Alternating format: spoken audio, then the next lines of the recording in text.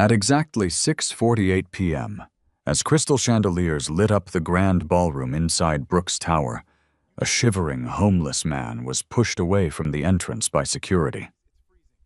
Claire Brooks's impeccably dressed fiancé barely looked at him before saying, "Get him out of here before the guests arrive." Then a janitor quietly parked her cleaning cart, slipped off her own worn coat, and wrapped it around the stranger's shoulders. Helen Ramos opened a dented blue thermos, poured half a cup of hot coffee, and smiled gently. Everyone deserves something warm before the night gets colder.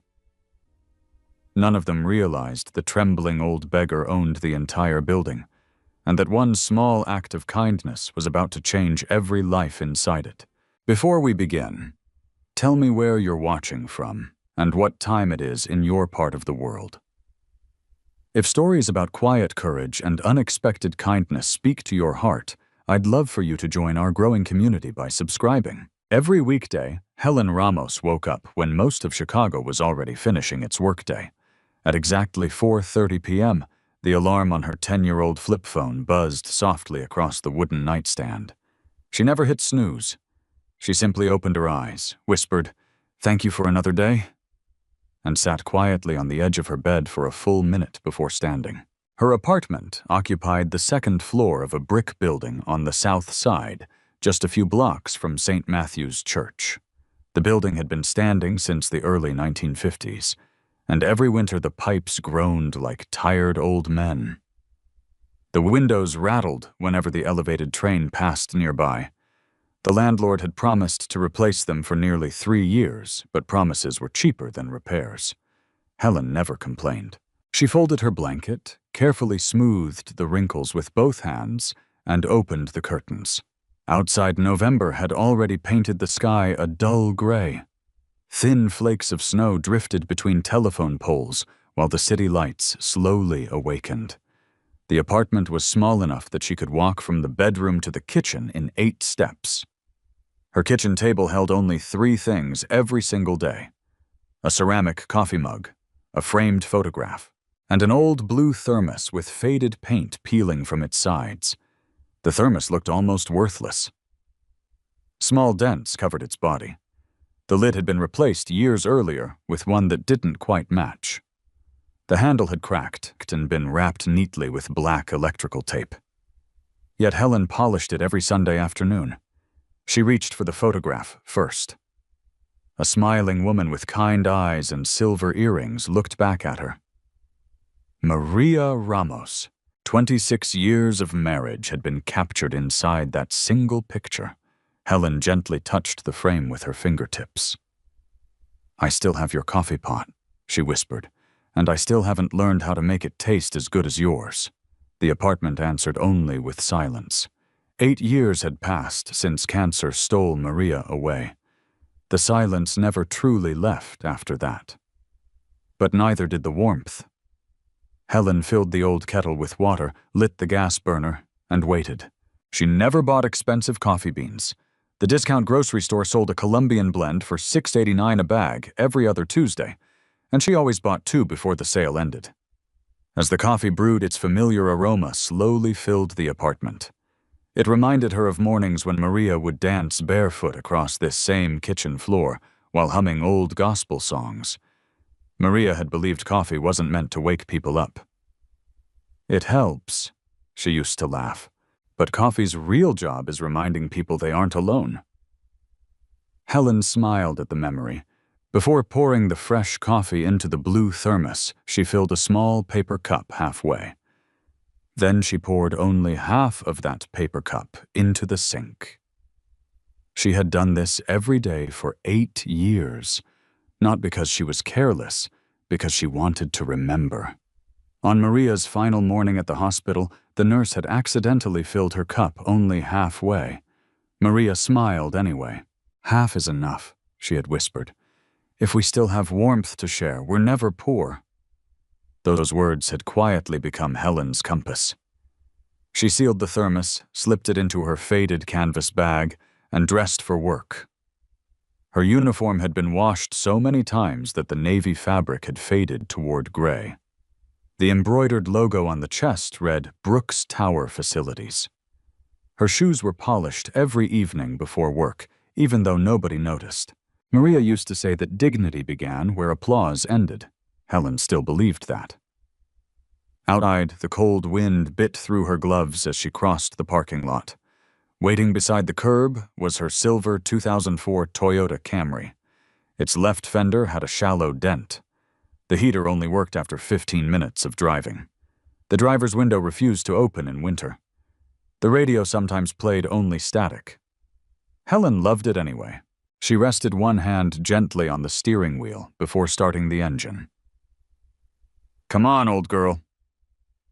The engine coughed twice before finally coming alive. "That's my girl?"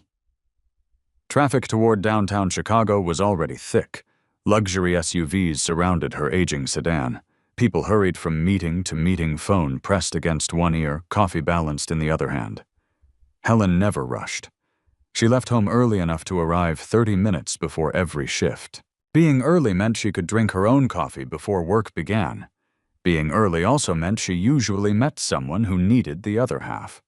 At 5:18 p.m., she stopped beside the same traffic light where she had paused almost every weekday for years.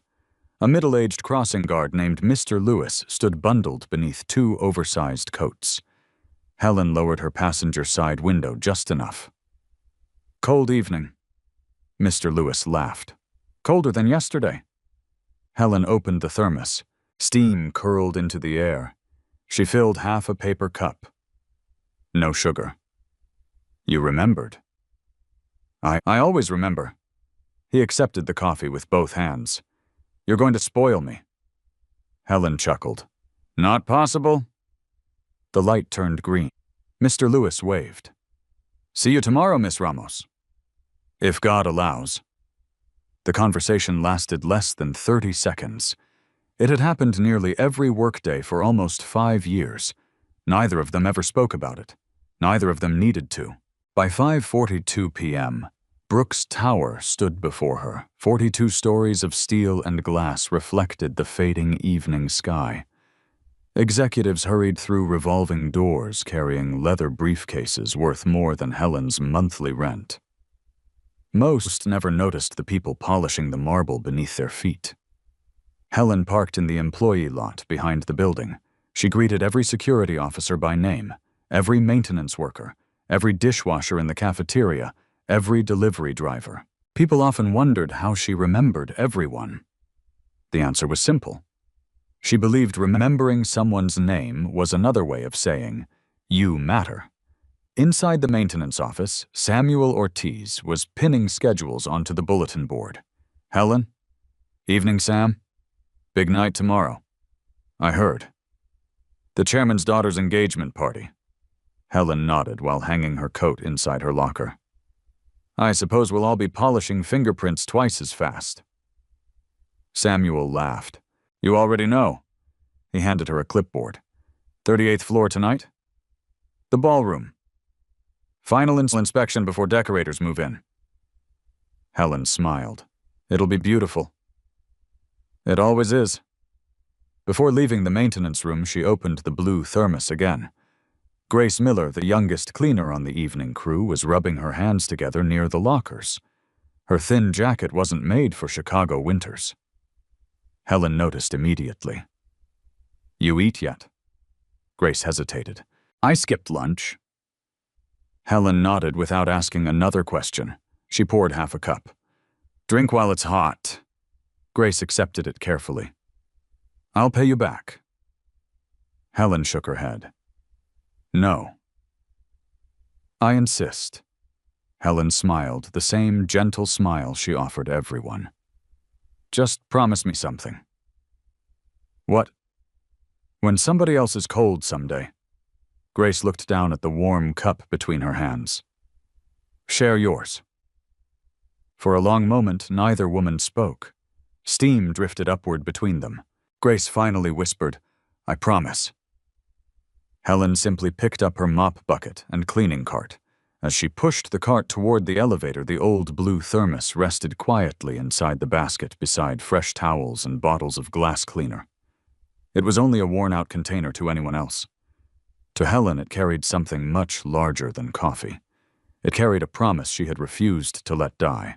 And tomorrow evening, without realizing it, that same promise would place her in front of the most important choice of her life. On the opposite side of Chicago, 12 miles away from Helen's modest apartment, another alarm sounded at exactly 5:00 a.m. Unlike Helen's aging flip phone, this one came from an imported German clock sitting on a handcrafted walnut bedside table. Jonathan Brooks had been awake for almost an hour before it rang. Sleep had become something he negotiated with instead of something he enjoyed. At 67, the chairman of Brooks Holdings had everything newspapers loved to measure, a net worth estimated at $8.4 billion. Office towers across 5 states, more than 18,000 employees, a charitable foundation that funded children's hospitals and vocational schools, magazine covers, awards, private jets. Yet every morning he still woke with the same question pressing against his mind before his feet touched the floor. Who actually sees me? And who only sees my money? He stood before the bedroom window overlooking Lake Michigan. The water looked like hammered steel beneath the pale dawn. His penthouse occupied the entire top floor of Brooks Tower, yet the view had stopped impressing him years ago. He had once believed success would make life quieter. Instead, it had made sincerity harder to recognize. His housekeeper knocked softly. "Good morning, Mr. Brooks." "Morning, Linda." "Breakfast." "The usual." 10 minutes later, she placed oatmeal, sliced apples, and black coffee on the dining table. Jonathan thanked her by name. Always. His mother had taught him that. People remember whether you knew their names long after they forget what you paid them. Some lessons survived success. Others did not.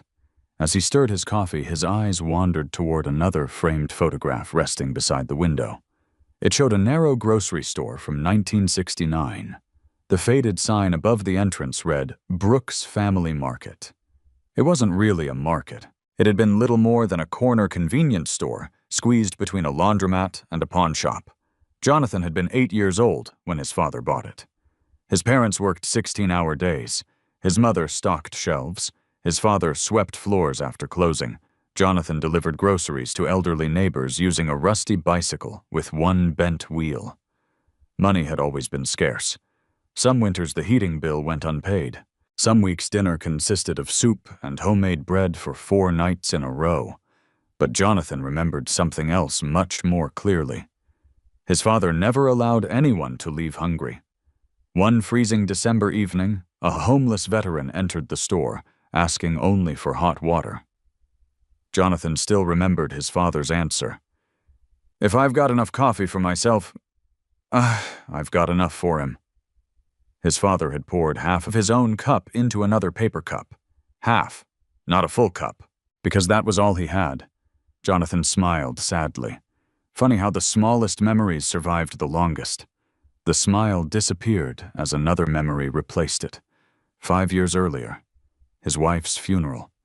Hundreds of people had attended. Politicians, business leaders, television cameras, executives, everyone had spoken beautifully. Everyone had promised support. Most disappeared within months. Grief had taught Jonathan something money never could. People often stayed close to power. Very few stayed close to pain. He finished breakfast and headed toward the executive elevator. By 8:15 a.m., Brooks Tower had become a living machine. Elevators glided continuously. Receptionists greeted investors. Law firms occupied the 20th floor. Financial consultants filled conference rooms. Delivery workers pushed carts through loading docks. Cleaning crews quietly erased yesterday before today's meetings began. Jonathan often watched the building from security monitors inside his office. Not because he distrusted employees, because he enjoyed observing ordinary moments. A maintenance technician helping another lift heavy equipment. Someone holding an elevator. A receptionist comforting a crying visitor. Those tiny moments fascinated him more than quarterly earnings reports. Still, lately he had begun noticing something else. People changed depending on who stood in front of them. Executives greeted investors with broad smiles. Minutes later, those same smiles vanished when janitors walked past. Some people thanked waiters. Others never looked up from their phones. Respect had become selective, and selective kindness wasn't kindness at all. A knock interrupted his thoughts. "Come in." Claire Brooks stepped inside, carrying 2 patient files beneath one arm. Although she had inherited her father's dark eyes, she had inherited her mother's gentle voice. She wore no designer jewelry, despite easily being able to afford it. Only her wedding engagement ring sparkled beneath the office lights. "Busy. For you never." She kissed his cheek before sitting across from him. "Long night." Jonathan noticed the exhaustion beneath her smile. "Emergency surgery." She nodded. 3-year-old with congenital heart complications. "How is she?" Claire smiled. "She'll be okay." Jonathan relaxed. "You saved another one." "I had help." She always answered that way. Never I. Always we. It reminded him of his late wife. For a while, they simply talked about ordinary things. Hospital cafeteria food, Chicago traffic. Whether the Bears would ever have a decent season again. Jonathan treasured conversations that had nothing to do with business. Eventually, Claire glanced at the invitation resting on his desk. "You still haven't told me your speech." Jonathan smiled. "If I told you, it wouldn't be a surprise. You've been acting mysterious all week." "I've earned that right," she laughed. "You definitely have." Then her expression softened. "I hope you like Ethan's parents." "I'm sure I will." It wasn't entirely a lie. Jonathan respected Ethan Caldwell. 36 years old, graduated first in his law school class, partner at one of Chicago's most prestigious firms, well-spoken, disciplined, ambitious. On paper, he looked perfect, perhaps too perfect. Jonathan had spent nearly 2 years trying to understand him. Yet every conversation somehow felt rehearsed. Ethan always knew exactly what successful people wanted to hear. Compliments arrived at precisely the right moments. Opinions shifted depending on who occupied the room. Nothing obvious. Nothing anyone else seemed to notice. Just something. Jonathan couldn't explain it. Only feel it. Claire stood to leave. "Dad?" "Yes." "Thank you." "For what?" "For welcoming Ethan." Jonathan forced another smile. "Your happiness matters." After she left the office, suddenly felt much quieter. Jonathan walked toward the window again. His reflection stared back at him. An aging billionaire wearing a tailored charcoal suit, Italian leather shoes, a watch worth more than his parents had earned in several years. He hardly recognized the boy from the grocery store anymore. That frightened him. His executive assistant entered carrying several folders. "Mr. Brooks." "Yes, Melissa." "The tailor confirmed tomorrow afternoon?" Jonathan nodded. "Good." "And the other items arrived." She lowered her voice on the last sentence. "Excellent." After she left, Jonathan opened the bottom drawer of his desk.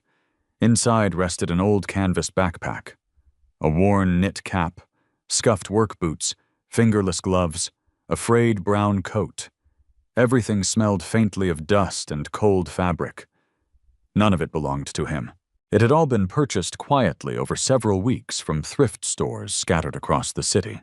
Beneath the clothing sat a sealed envelope. Inside was a handwritten note. If anything unexpected happened during tomorrow's experiment, the attorney whose name appeared on the envelope would immediately step in. Jonathan wasn't trying to embarrass anyone. He wasn't trying to create a spectacle. He wanted only one answer. If someone believed a person had absolutely nothing to offer, how would they treat them not in a boardroom, not during an interview, not when cameras were watching? Just at the front door, Jonathan picked up the old coat. Its elbows were worn through.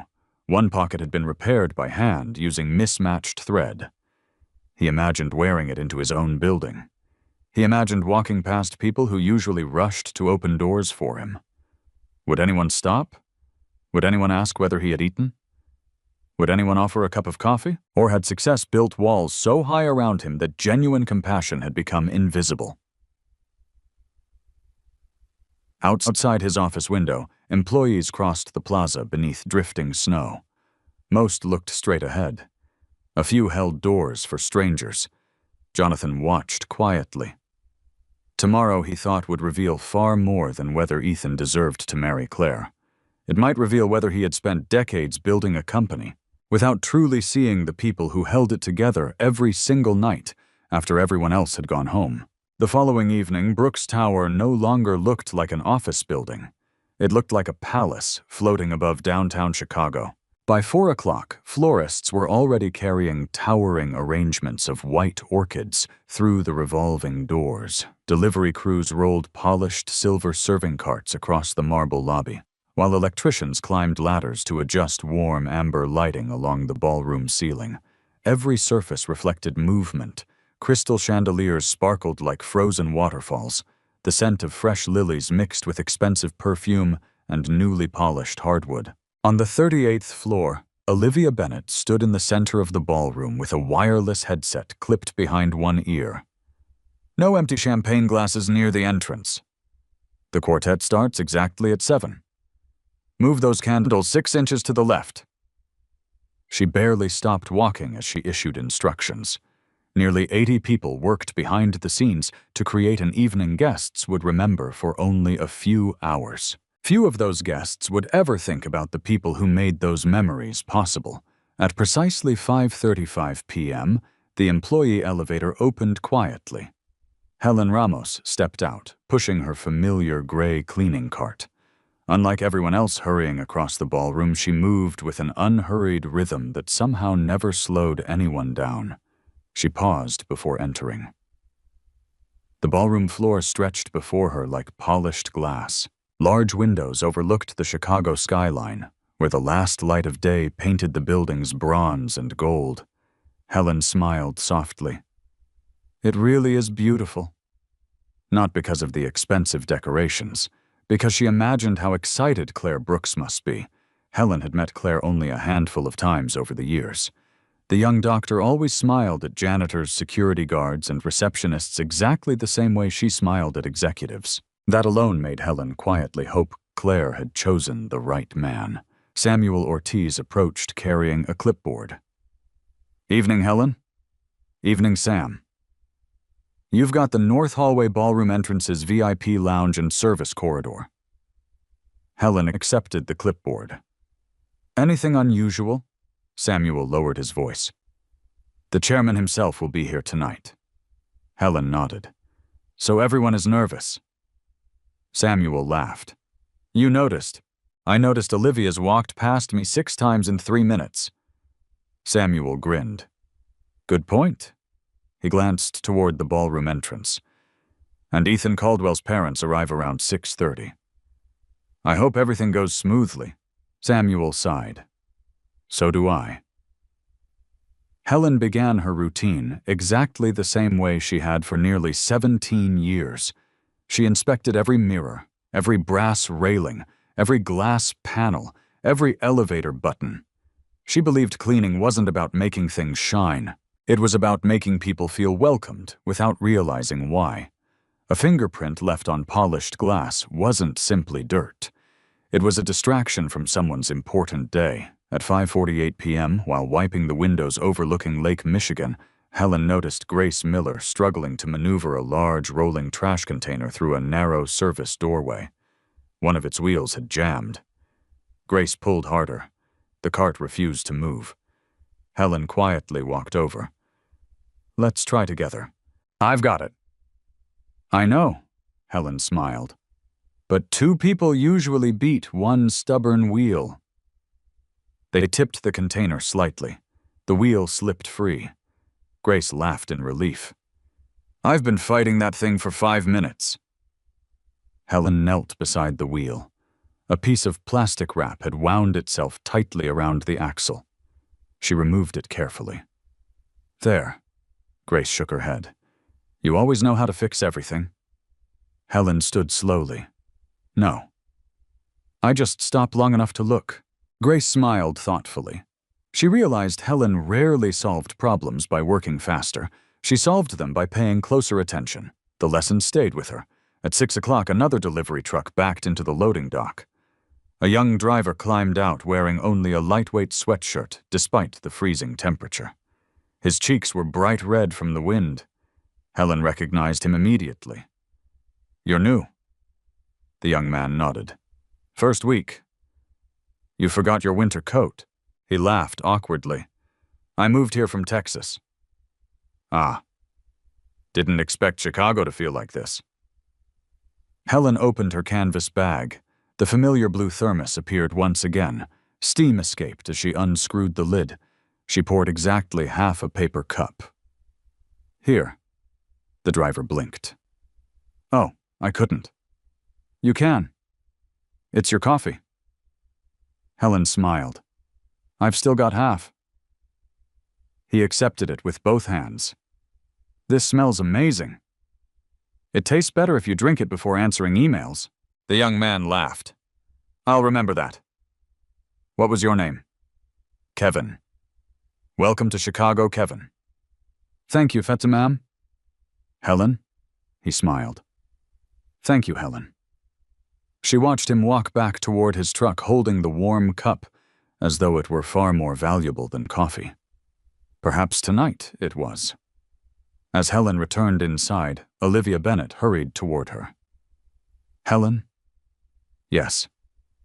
The marble near the east entrance. What happened? Someone tracked salt across it. I'll take care of it. I knew you would. Helen reached the entrance only to find muddy footprints stretching nearly 20 feet across the polished floor. She smiled. No emergency. She filled a bucket with warm water, worked slowly, one section at a time. She never rushed jobs people would later walk across in expensive shoes. At 6:17 p.m., the ballroom pianist began rehearsing. Soft notes drifted into the hallway. Guests had not yet arrived yet. The music somehow made the entire building feel alive. Helen paused for just a second. Music always reminded her of Maria. Her late wife had cleaned houses for years while humming old gospel hymns. Whenever Helen teased her, Maria would always answer the same way. If I sing, the work feels lighter. Helen found herself humming the same melody while polishing the brass door handles. Grace heard it from the hallway. That's beautiful, Helen chuckled. It belonged to my wife. What song is it? I don't know if it ever had a name. Grace listened for another moment. You miss her. Every day. Grace hesitated. Does it ever get easier? Helen looked toward the enormous windows where evening had completely replaced daylight. No. Grace lowered her eyes. Helen continued gently. But it gets gentler. Those words settled quietly inside Grace's heart. At exactly 6:28 p.m., Samuel's radio crackled. First guest vehicles entering the underground garage. The entire building shifted. Staff members straightened jackets. Servers checked trays. Musicians adjusted instruments. Security officers took positions near entrances. Everything suddenly became more precise. Daniel Harper, the head of security, walked briskly through the lobby with 2 officers behind him. Ears open tonight. No unnecessary visitors. If anyone causes problems, notify me immediately. Helen barely noticed. She was kneeling beside a decorative fireplace, removing one tiny streak from the black marble. She often joked that marble could somehow sense when important people were coming. It always seemed to reveal fingerprints at the worst possible moment. Samuel walked past again. Almost ready? Helen nodded. Just finishing. He looked around the immaculate ballroom. You know, if nobody notices your work tonight, that's actually the highest compliment. Helen smiled. I've always thought so. because invisible work had shaped nearly her entire life. Nobody applauded spotless hallways. Nobody celebrated freshly emptied trash bins. Nobody photographed polished windows, but every celebration depended on them. As she placed the last cleaning cloth back inside her cart, Helen reached once more for the old blue thermos. Only a little coffee remained. She shook it gently, enough for perhaps one more half cup. She smiled without knowing why. Across the city, an elderly man wearing a threadbare brown coat was quietly preparing to walk toward Brooks Tower. Within an hour, that final half cup would find the person it had unknowingly been waiting for all day. At 6:31 p.m., the first black SUVs rolled beneath the illuminated entrance canopy of Brooks Tower. Valets hurried forward, opening doors before engines had fully stopped. Women in elegant evening gowns stepped onto the red carpet, their heels clicking softly against polished stone. Men adjusted tuxedo jackets as photographers captured arrival after arrival beneath golden lights that made the cold November evening seem almost welcoming. From inside the lobby, soft violin music drifted toward the revolving doors. Everything looked perfect. That was exactly what Jonathan Brooks had expected. Across the street, however, perfection disappeared. Standing beneath the faded awning of a closed pharmacy, Jonathan quietly buttoned the worn brown coat he had bought 3 weeks earlier from a Salvation Army thrift store. The sleeves were slightly too short. The lining had torn near one shoulder. A missing button had been replaced with another that didn't quite match. He rubbed a little dust across the knees of his faded work pants before pulling an old knit cap lower over his forehead. The expensive watch he wore every day had already been locked inside a safe deposit box. His wedding ring remained in his pocket.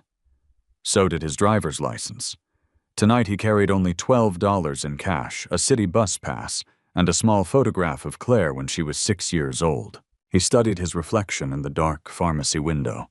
For the first time in nearly 40 years, nobody looking at him would see a billionaire. They would simply see another homeless old man trying to survive another Chicago winter. A black sedan stopped beside the curb. Jonathan's longtime attorney, Michael Donovan, stepped out. "You still have time to cancel?" Jonathan smiled faintly. "If I cancel now." "I'll always wonder." Michael glanced toward Brooks Tower. "I've arranged everything." "No one knows." "No one except me." "The security team, they believe you're attending later through the executive entrance." Jonathan nodded. "Good." Michael hesitated before asking the question that had bothered him all week. "What if Ethan surprises you?" Jonathan looked toward the brightly lit building. "I hope he does." "And if he doesn't?" Jonathan didn't answer immediately. Instead, he watched a doorman rush to hold the entrance for a wealthy couple, while another employee unloaded expensive gift boxes from their SUV. Finally, he spoke. "Then my daughter deserves to know before she marries him." This attorney placed one hand gently on Jonathan's shoulder. "Be careful." "I will." "And Jonathan." "Yes. I hope you find the answer you're looking for." Jonathan smiled sadly. "So do I." Michael drove away. Jonathan remained alone beneath the falling snow. For a brief moment, memories returned with surprising clarity.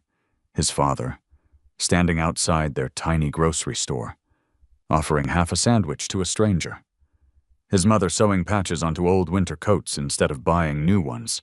No one in his family had ever been wealthy, yet somehow they had never behaved as though kindness were something too expensive to afford. Jonathan inhaled deeply, then crossed the street.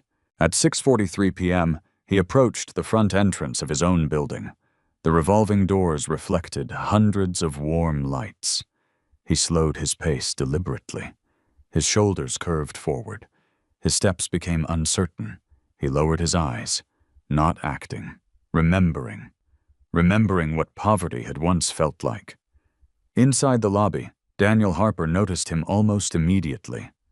Years of security work had trained him to identify anything unusual within seconds. An elderly man, old clothes, unsteady walk. No invitation, no visible destination. Daniel approached politely but firmly. "Good evening, sir." Jonathan lifted tired eyes. "Evening. Can I help you?" "I was hoping." Jonathan let his voice tremble naturally. "To get warm for a few minutes." Daniel glanced toward the arriving guests. "I'm sorry. This is a private event." "I understand. I won't bother anybody. I just need somewhere out of the wind." Daniel's expression softened for only a second before professionalism returned. "I can't allow unauthorized visitors inside." Jonathan nodded slowly. "I figured." He took one step backward, not arguing, not pleading, just quietly accepting the answer. Daniel almost looked uncomfortable. "I'm sorry," Jonathan offered a small smile. "No need. You're doing your job." Daniel watched the old man shuffle toward a stone bench near the entrance. Snowflakes gathered across the shoulders of the worn brown coat. Inside the lobby, guests continued arriving.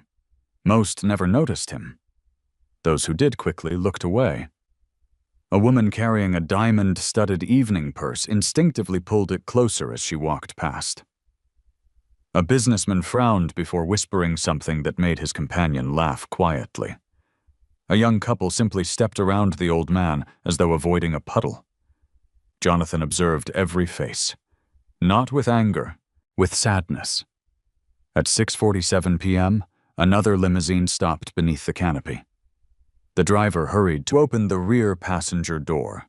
Ethan Caldwell stepped out wearing a perfectly tailored midnight blue tuxedo. His polished shoes reflected the entrance lights. He adjusted his cufflinks before smiling confidently toward several arriving guests. "Evening. Good to see you. Glad you made it." He shook hands, accepted congratulations. Everything about him projected effortless confidence. Then his eyes drifted toward the stone bench, toward the old man. For just a fraction of a second, confusion crossed his face, then irritation. He quietly walked over to Daniel Harper. Jonathan lowered his head, pretending not to hear. But every word reached him. "What's he still doing here?" Daniel answered carefully. "He asked to warm up. I told him he couldn't enter." Ethan frowned. "Guests are arriving." "I know. This isn't the image we need tonight." Daniel shifted uneasily. "I'll ask him to move farther away." "No." Ethan glanced toward the entrance where photographers had begun taking pictures. "Have security remove him from the property." Daniel hesitated. "He isn't causing trouble." "I didn't say he was. But this is an engagement party. There'll be media. If reporters see a homeless man sitting outside the entrance, that's what people will remember." Jonathan remained perfectly still. Each word landed heavier than the last, not because they hurt, because they answered questions Jonathan hadn't wanted answered. Daniel spoke quietly. "It's below freezing." Ethan sighed impatiently. "There are shelters. This isn't one of them. I don't want guests feeling uncomfortable." Daniel looked toward the old man once more, then back at Ethan. "I can ask him politely." "Please do. And make sure he's gone before Claire arrives." Ethan turned away without another glance. Within seconds, he was smiling again as another couple approached to congratulate him. Jonathan watched the transformation carefully. The warmth in Ethan's smile had returned instantly. Only now. Jonathan knew exactly what determined when that warmth appeared. Daniel walked toward the bench slowly. Before he could speak, however, another elevator opened inside the lobby. The familiar squeak of a rolling cleaning cart echoed softly across the marble floor. Helen Ramos emerged from the service corridor carrying a bucket of freshly folded microfiber towels.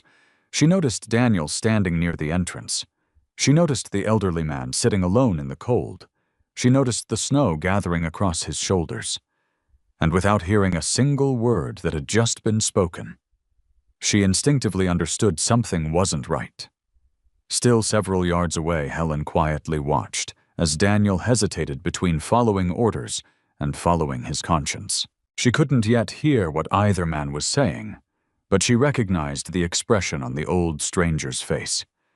It was the same expression Maria had once worn after chemotherapy treatments, the expression of someone trying very hard not to become someone else's burden. Helen gently tightened her grip around the handle of her cleaning cart. Inside the basket, beside neatly folded towels and bottles of glass cleaner, rested the old blue thermos, still warm, still holding exactly half a cup of coffee. Daniel Harper stopped only a few feet from the stone bench. Snow continued drifting through the light, spilling from the entrance canopy, settling across Jonathan Brooks's threadbare coat. The old man looked smaller than he had only minutes earlier, his shoulders slightly hunched against the wind. Daniel cleared his throat. "Sir." Jonathan looked up with tired eyes. "Yes." "I'm afraid I'll have to ask you to leave the property." Jonathan nodded slowly. "I understand." He placed both hands on the bench and carefully pushed himself to his feet, moving with the stiffness of an aging man whose joints had spent too many winters in the cold. "I'm sorry to trouble anyone." Daniel hesitated. "You didn't." "I'm just following instructions." Jonathan gave him a faint smile. "I know." There was no bitterness in his voice, only quiet acceptance. Daniel felt unexpectedly uncomfortable. During his 20 years in security, angry confrontations were easy. People shouted, they argued, they threatened lawsuits. This old man did none of those things. He simply accepted rejection as though it had become familiar. Just as Jonathan turned toward the sidewalk, another voice interrupted. "Excuse me?" Both men looked around. Helen Ramos had left her cleaning cart just inside the lobby doors. She walked toward them carrying the old blue thermos in one hand. Her Navy maintenance uniform contrasted sharply with the elegant evening gowns now filling the entrance behind her. Daniel sighed softly. "Helen?" She smiled gently. "May I ask something?" Daniel already knew what was coming.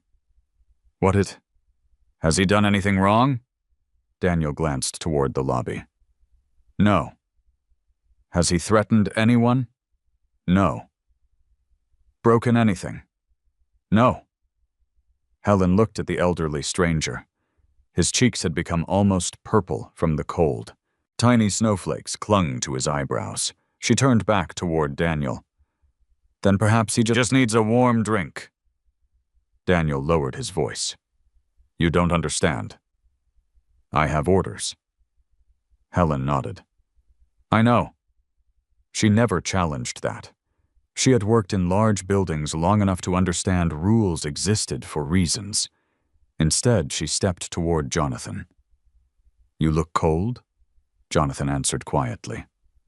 "It'll pass." Helen unscrewed the blue thermos. Immediately, fragrant steam drifted upward into the freezing air. She reached into her cleaning cart for a paper cup, the same cup she always carried. The same careful motion she had repeated hundreds of times over the years. She poured exactly half a cup, not full, half. Jonathan watched every movement. His heartbeat slowed. Somewhere deep inside him, a memory stirred. His father, standing behind an old grocery store counter, pouring half his own coffee into another cup. Helen extended the paper cup toward him. "Please." Jonathan looked at it for a moment. "I don't have any money." Helen blinked, almost surprised by the answer. "Oh, I wasn't selling it." A tiny smile appeared on Jonathan's face. She smiled back. "Everyone deserves something warm before the night gets colder." The words landed like an echo traveling across 50 years.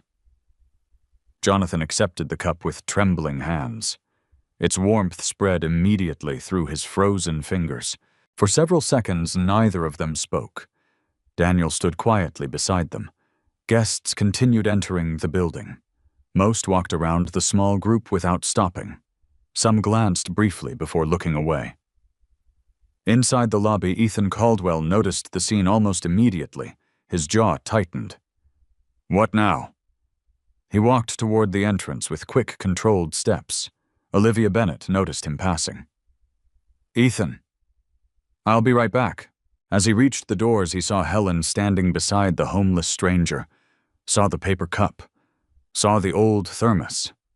His irritation immediately returned. "Helen." She turned politely. "Mr. Caldwell? What are you doing?" "I was offering him coffee." Ethan looked toward Daniel. "I thought I asked security to remove him." Daniel answered carefully. "I was." Helen quietly added, "He was leaving." Ethan looked directly at Jonathan. "I'm sorry, sir. There are shelters nearby.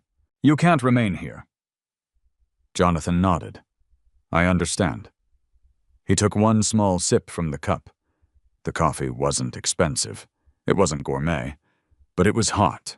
Very hot. For the first time that evening, genuine warmth spread through his chest. Helen reached into the canvas bag hanging from her cleaning cart. A neatly wrapped turkey sandwich appeared. She had packed it that afternoon for her own dinner break. Without hesitation, she held it toward Jonathan. "You should eat something too." Jonathan looked almost embarrassed. "I couldn't." "You can." "It's yours." Helen shrugged gently. "I'll make another sandwich when I get home."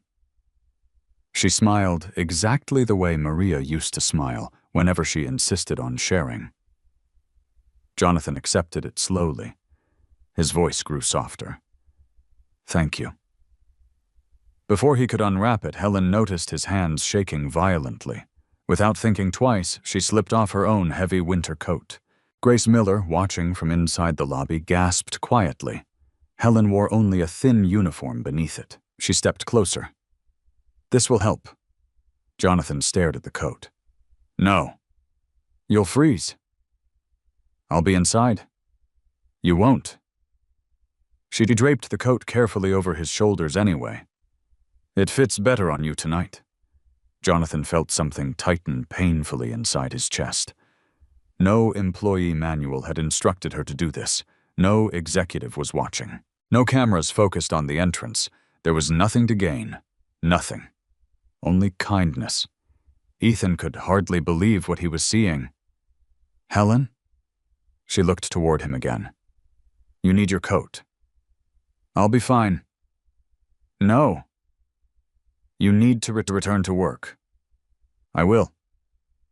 "After he drinks his coffee." Ethan's patience finally broke. "This is exactly what I was trying to avoid." Several nearby guests slowed their pace, pretending not to watch. "We have nearly 300 people arriving. Media. Investors. My future in-laws. And now everyone's looking at a homeless man sitting at our entrance." Helen remained completely calm. She answered quietly, "I think they're looking at a cold man." The sentence hung in the air. Daniel lowered his eyes. Grace stopped breathing for a moment. Even Ethan seemed caught off guard. Helen hadn't raised her voice. She hadn't accused anyone. She had simply described what she saw. A cold man. Jonathan looked at her with growing disbelief. How many people had walked past him tonight? Hundreds. How many had actually looked only one? Ethan exhaled sharply. "This conversation is over." He turned toward Daniel. "Please escort him off the property." Jonathan slowly stood. He folded Helen's coat carefully across one arm. "I've already caused enough trouble." He handed the coat back. Helen didn't take it. "You keep it." "I insist." "You'll need it more." Jonathan shook his head. "And you'll need it tomorrow." She smiled. "I own sweaters." He laughed quietly for the first time that evening. So stubborn. My wife used to say that. Jonathan looked at her. Your wife? Helen nodded. She passed away. I'm sorry. So am I. But she taught me something. Jonathan waited. Helen glanced toward the steaming cup still resting in his hands. If we still have warmth to share. We're never poor. Jonathan felt his throat tighten. The words, almost identical. Different enough to belong to another person. Close enough to sound like home. He could barely speak. She sounds like she was extraordinary. Helen smiled toward the evening sky. She was. Behind them, violin music floated out from the ballroom as guests applauded the arrival of another VIP. Inside, crystal glasses sparkled beneath chandeliers. Outside, an elderly stranger held half a cup of coffee as though it were priceless. Jonathan looked down at the old blue thermos. Its paint had faded. Its handle had been repaired with black tape. It was worth almost nothing. Yet at that moment, it held more generosity than many fortunes he had spent a lifetime building. He silently made himself one promise. Before this night ended, he would discover everything he could about the quiet janitor who had given away her dinner, her coffee, and even her coat, to a man everyone else believed had nothing to offer. Jonathan Brooks slowly walked away from the entrance, the old brown coat now covered by Helen's heavier winter jacket. He could still feel the warmth of the coffee lingering in his hands, not because the paper cup retained much heat, because someone had chosen to share it. He reached the corner of the plaza before quietly stopping beneath a leafless maple tree. From there, he could still see the brightly lit entrance of Brooks Tower without attracting attention. He had intended to leave. Instead, he found himself unable to. He wanted to watch, not the guests, not the decorations, the people. For the first time in years, he was observing his own company without anyone performing for the chairman. Inside the lobby, Helen quietly returned to her cleaning cart. Grace hurried toward her. Helen, you gave away your coat. Helen smiled. I noticed. Grace looked genuinely worried. What are you going to wear when you go home? Helen shrugged. I've still got my sweater. It's below freezing. I'll survive. Grace stared at her mentor. You always do things like that. Helen picked up a clean microfiber cloth. What things? You keep giving your food away. Your coffee. Now your coat. Helen laughed softly. I don't keep giving them away. Grace frowned. What do you mean? Helen resumed wiping fingerprints from a brass handrail. I simply lend them to the people who need them most. Grace smiled despite herself. You always have an answer. Helen shook her head. No. Maria did. The conversation ended as Olivia Bennett approached. Helen? Yes. The ballroom looks wonderful. Thank you. Olivia hesitated. I heard what happened outside. Helen said nothing. I just wanted to tell you. Thank you for handling it so quietly. Helen looked surprised. I didn't handle anything. I only shared coffee. Olivia smiled. Sometimes that's enough. Then she hurried away before anyone else noticed the conversation. From the far side of the lobby, Jonathan watched every interaction carefully. Nobody knew the old man beneath the borrowed coat was the owner of the building. Nobody adjusted their behavior for his benefit. That was exactly why every moment mattered. At 6:58 p.m., another small incident unfolded. One of the catering assistants hurried through the service hallway carrying a tray filled with crystal champagne flutes. A guest unexpectedly stepped backward while taking a phone call. The assistant tried to avoid him. Her shoe slipped on the polished marble. The tray tilted. Dozens of glasses shattered across the floor. The sound echoed through the hallway. Everyone turned. The young assistant froze. She couldn't have been older than 20. her face immediately filled with panic. "Oh no! I'm so sorry. Before she could finish, Ethan Caldwell appeared. His expression darkened instantly. "What happened?" The young woman lowered her head. "I'm sorry. I slipped." "You slipped?" He glanced at the broken crystal. "Do you realize how expensive those are?" "I'll pay for them." Ethan almost laughed. "With what?" The words came out sharper than he intended. Several nearby employees looked down uncomfortably. The assistant's eyes filled with tears. "I didn't mean—" "I know you didn't. But carelessness has consequences." Jonathan watched silently from the lobby. No yelling, no insults, nothing dramatic, just no compassion. Helen arrived carrying her cleaning cart. Without saying a word, she knelt beside the shattered glass. "Everyone back, please." "Sharp pieces." Grace immediately joined her. "I'll get the safety broom." Within seconds, both women worked together, clearing the dangerous fragments before anyone could step on them. Helen looked up at the trembling catering assistant. "Are you hurt?" The young woman blinked. "What?" "Your hands." "You fell." The assistant looked down. Only then did she notice a thin cut across one finger. A tiny line of blood had appeared.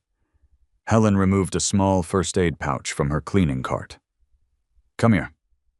It's only a scratch. So let's keep it that way." She gently cleaned the cut before wrapping a small bandage around the finger.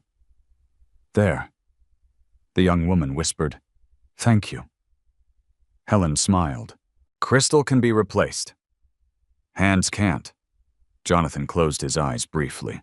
His father had once said almost those exact words after Jonathan broke every jar of homemade jam in their grocery store. Glass mattered less than people. Some lessons never changed. Ethan had already walked away.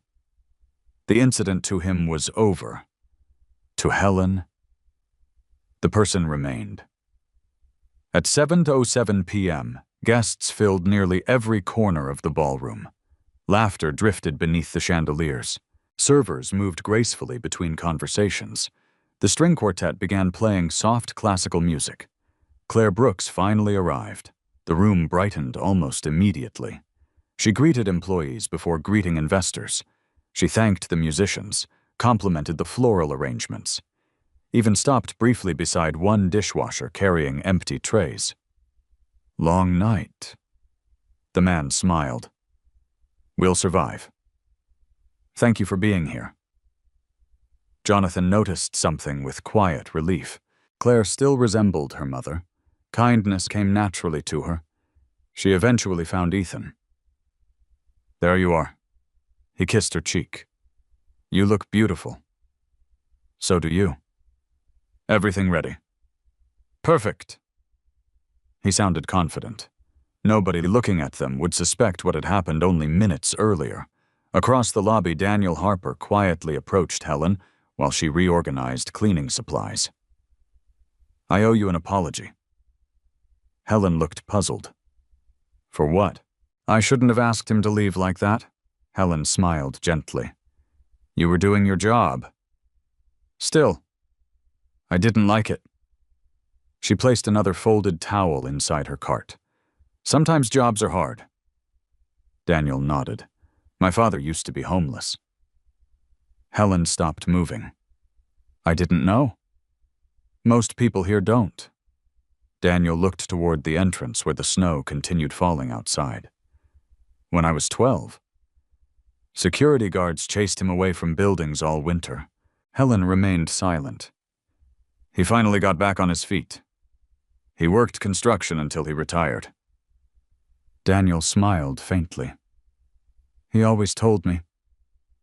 Never forget what it feels like to stand on the other side of the door." Helen looked toward the entrance too. "He raised you well." "I almost forgot tonight." "No. You remembered.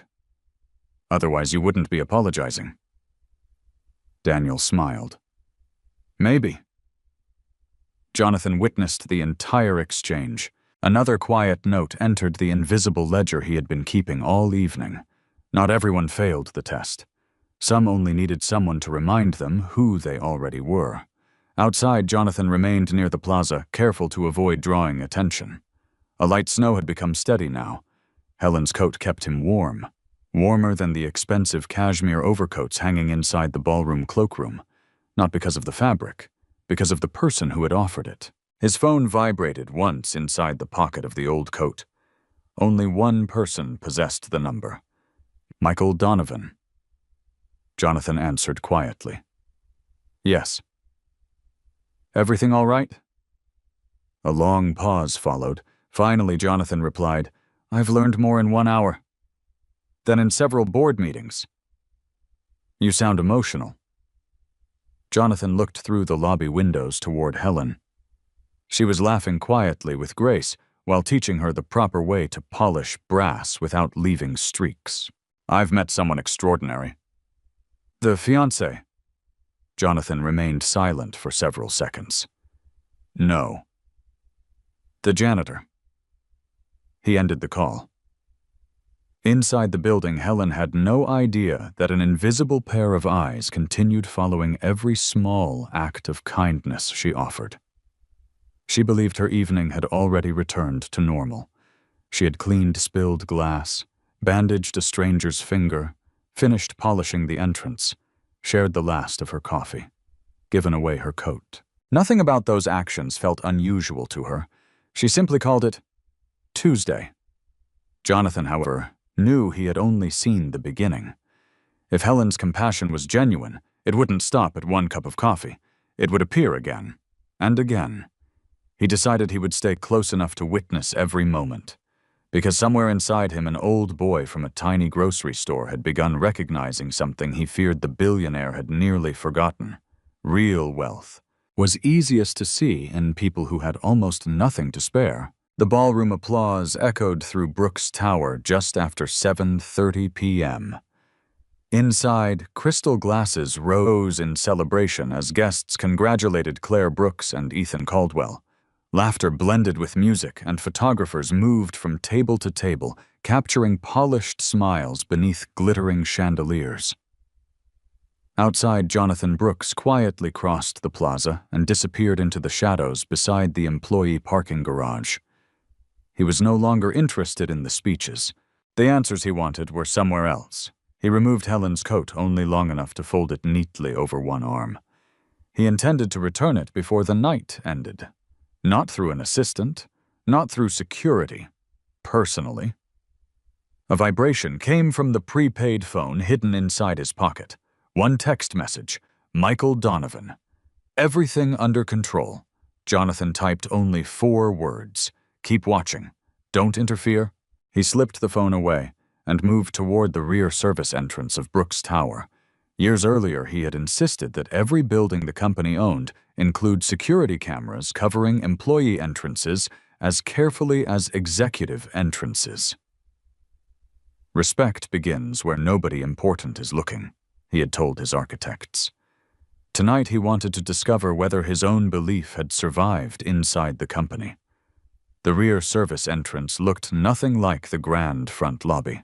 Concrete walls, metal lockers, loading docks, rolling carts, stacks of cardboard waiting for recycling. No marble, no orchestra, no photographers, only work. Jonathan quietly entered through a side gate that remained unlocked for delivery trucks. Nobody paid attention to an elderly man carrying a borrowed coat.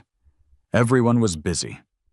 He found an empty maintenance corridor where an old security monitor displayed several camera feeds from throughout the building. One screen showed the ballroom, another covered the loading dock, a third overlooked the employee cafeteria. He watched silently. At 7:42 p.m., Helen finally pushed her cleaning cart into the employee break room. The room was almost empty. Only Grace sat at one of the plastic tables eating instant noodles. Grace looked up immediately. Helen? You still haven't eaten? Helen laughed. I was just thinking the same thing. She opened her canvas bag. Empty, no sandwich, no coffee. Only an apple remained. Grace frowned. You gave him everything. Helen examined the lonely apple. It appears I did. Grace stood. Take mine. She slid her bowl of noodles across the table. Helen gently pushed it back. Absolutely not. You skipped lunch. So did you. I'll survive. Grace folded her arms stubbornly. So will I. For several seconds, neither woman moved. Finally, Helen smiled. Then let's compromise. She picked up the apple. You eat half. I'll eat half. Grace laughed. You and your halves. Helen cut the apple with the small pocket knife she always carried, exactly in two. No one leaves this room hungry. They each took one piece. Jonathan watched from the monitor. Another half, another shared meal, another small sacrifice that required no audience. He found himself smiling. Then another employee entered the break room. Kevin, the young delivery driver from Texas. He immediately recognized Helen. Miss Helen. She looked up. Kevin? I've been looking for you. He placed a small brown paper bag on the table. I couldn't stop thinking about what you did. Helen looked confused. What's this? I picked up an extra grilled chicken sandwich before my next delivery. You gave me coffee. I figured I should return the favor. Helen blinked. You didn't have to. I wanted to, Grace grinned. I told you. What goes around comes around. Helen accepted the bag with genuine gratitude. Thank you. Kevin smiled. No. Thank you. I've been in Chicago 4 days. You're the first person who made it feel less lonely. Jonathan slowly leaned back against the concrete wall. There it was, the ripple. Kindness had already begun traveling from one person to another.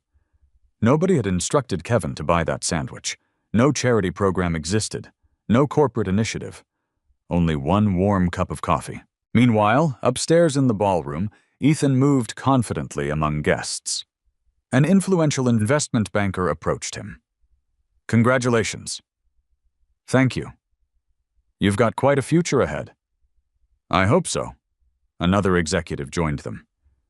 Claire's father speaks highly of you. Ethan smiled modestly. That means a great deal. His words were flawless, his manners impeccable. Jonathan watched the ballroom camera for several moments, then switched back to the employee hallway. He found himself far more interested in the people downstairs. At 8:05 p.m., Helen left the break room carrying the paper bag. Instead of eating immediately, she headed toward the loading dock. Jonathan quietly followed from a distance. Outside near the dumpsters sat an elderly woman wrapped in 2 thin blankets, Mrs. Evelyn Carter. She often waited nearby because several restaurant workers occasionally saved leftover meals for unhoused people after closing. Helen approached with familiar ease. Evelyn. The older woman looked up. I wondered if I'd see you tonight. Helen handed her the grilled chicken sandwich. No? Evelyn shook her head. That's yours. It was. Now it's ours. Evelyn laughed. You never change. I hope not. The elderly woman broke the sandwich in half. One half she handed back. You eat too. The elderly woman broke the sandwich in half. One half she handed back. You eat too. Helen accepted without argument. There. Better? The 2 women sat quietly on overturned milk crates, eating together beneath the loading dock lights. No speeches, no pity, only companionship. Jonathan remained hidden behind a delivery truck. He realized something astonishing. Helen had never asked Evelyn why she was homeless, never questioned her choices, never demanded explanations before offering kindness. She simply treated her like a friend. The conversation drifted naturally. How's your knee? Still complains every morning. You should let me take you to the clinic. I don't like hospitals. Helen smiled. Neither did Maria. Jonathan froze. Maria. He listened more carefully. Evelyn nodded sadly. I still miss her. So do I. She would have loved this first snow. She always did. The two women fell silent. Snowflakes floated beneath the loading dock lights. Jonathan suddenly understood. Helen hadn't begun helping strangers after Maria died. She had continued something they had always done together. This wasn't grief. It was legacy. At 8:18 p.m., Samuel Ortiz stepped outside carrying paperwork. He spotted Helen immediately. There you are. Sorry. I'll be back inside. Samuel looked toward Evelyn. He smiled warmly. Evening, Mrs. Carter? Evening, Sam. He reached into his pocket. Kitchen-packed extra soup. They asked if you'd like some. Evelyn's eyes brightened. Tell them thank you. Samuel handed over the container before returning inside. Jonathan watched in amazement. Another person. Another quiet act. No announcements. No recognition. Perhaps Helen's kindness had already influenced more people than anyone realized. As Helen stood to leave, Evelyn reached out and squeezed her hand. You know... What? You still wear that same smile Maria loved. Helen looked down. I try. No, Evelyn corrected gently. You don't try. You simply remember. Jonathan felt something shift inside him. For years he had measured leadership through quarterly reports, productivity, charts, retention numbers, and annual profits. Tonight another measurement appeared before him. How many people become kinder? Simply because they met one person, Helen carried no executive title, managed no department, signed no paychecks, yet she quietly improved the lives of nearly everyone around her. Grace, Kevin, Samuel, Evelyn, even Daniel. Perhaps leadership had never belonged exclusively to corner offices. Perhaps the strongest leaders pushed cleaning carts. Jonathan looked once more toward Helen as she disappeared back inside the building. He had planned this disguise to evaluate Ethan Caldwell. Instead, it had uncovered someone he had overlooked for 17 years, a janitor whose influence reached farther than many vice presidents. Standing alone beneath the falling snow, Jonathan made another silent decision. Tomorrow's revelation would not end with exposing Ethan. It would begin with finally seeing the woman his company should have recognized long ago. At exactly 8:30 p.m., the lights inside the grand ballroom dimmed. Conversations gradually softened as a spotlight illuminated the small stage overlooking the Chicago skyline. The string quartet transitioned into a slower melody while waiters quietly stepped away from the center of the room. Olivia Bennett lifted a microphone. Ladies and gentlemen, thank you for joining us to celebrate the engagement of Claire Brooks and Ethan Caldwell. Applause rolled through the ballroom. Claire reached for Ethan's hand.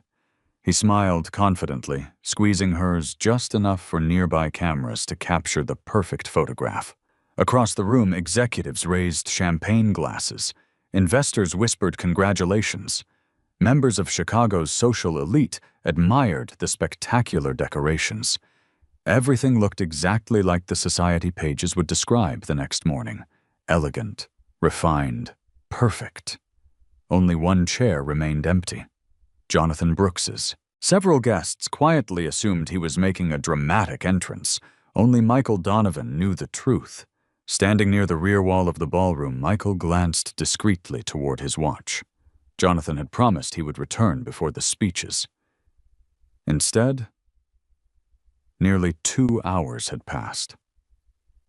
Outside the ballroom, hidden in an unused service corridor, Jonathan removed Helen's borrowed coat, only long enough to brush a few snowflakes from its shoulders. He folded it carefully, not because it was expensive, because it mattered. He had spent the last hour quietly observing employees from places they never imagined the chairman would stand. He had seen a dishwasher help another worker finish early so she could catch the last train home.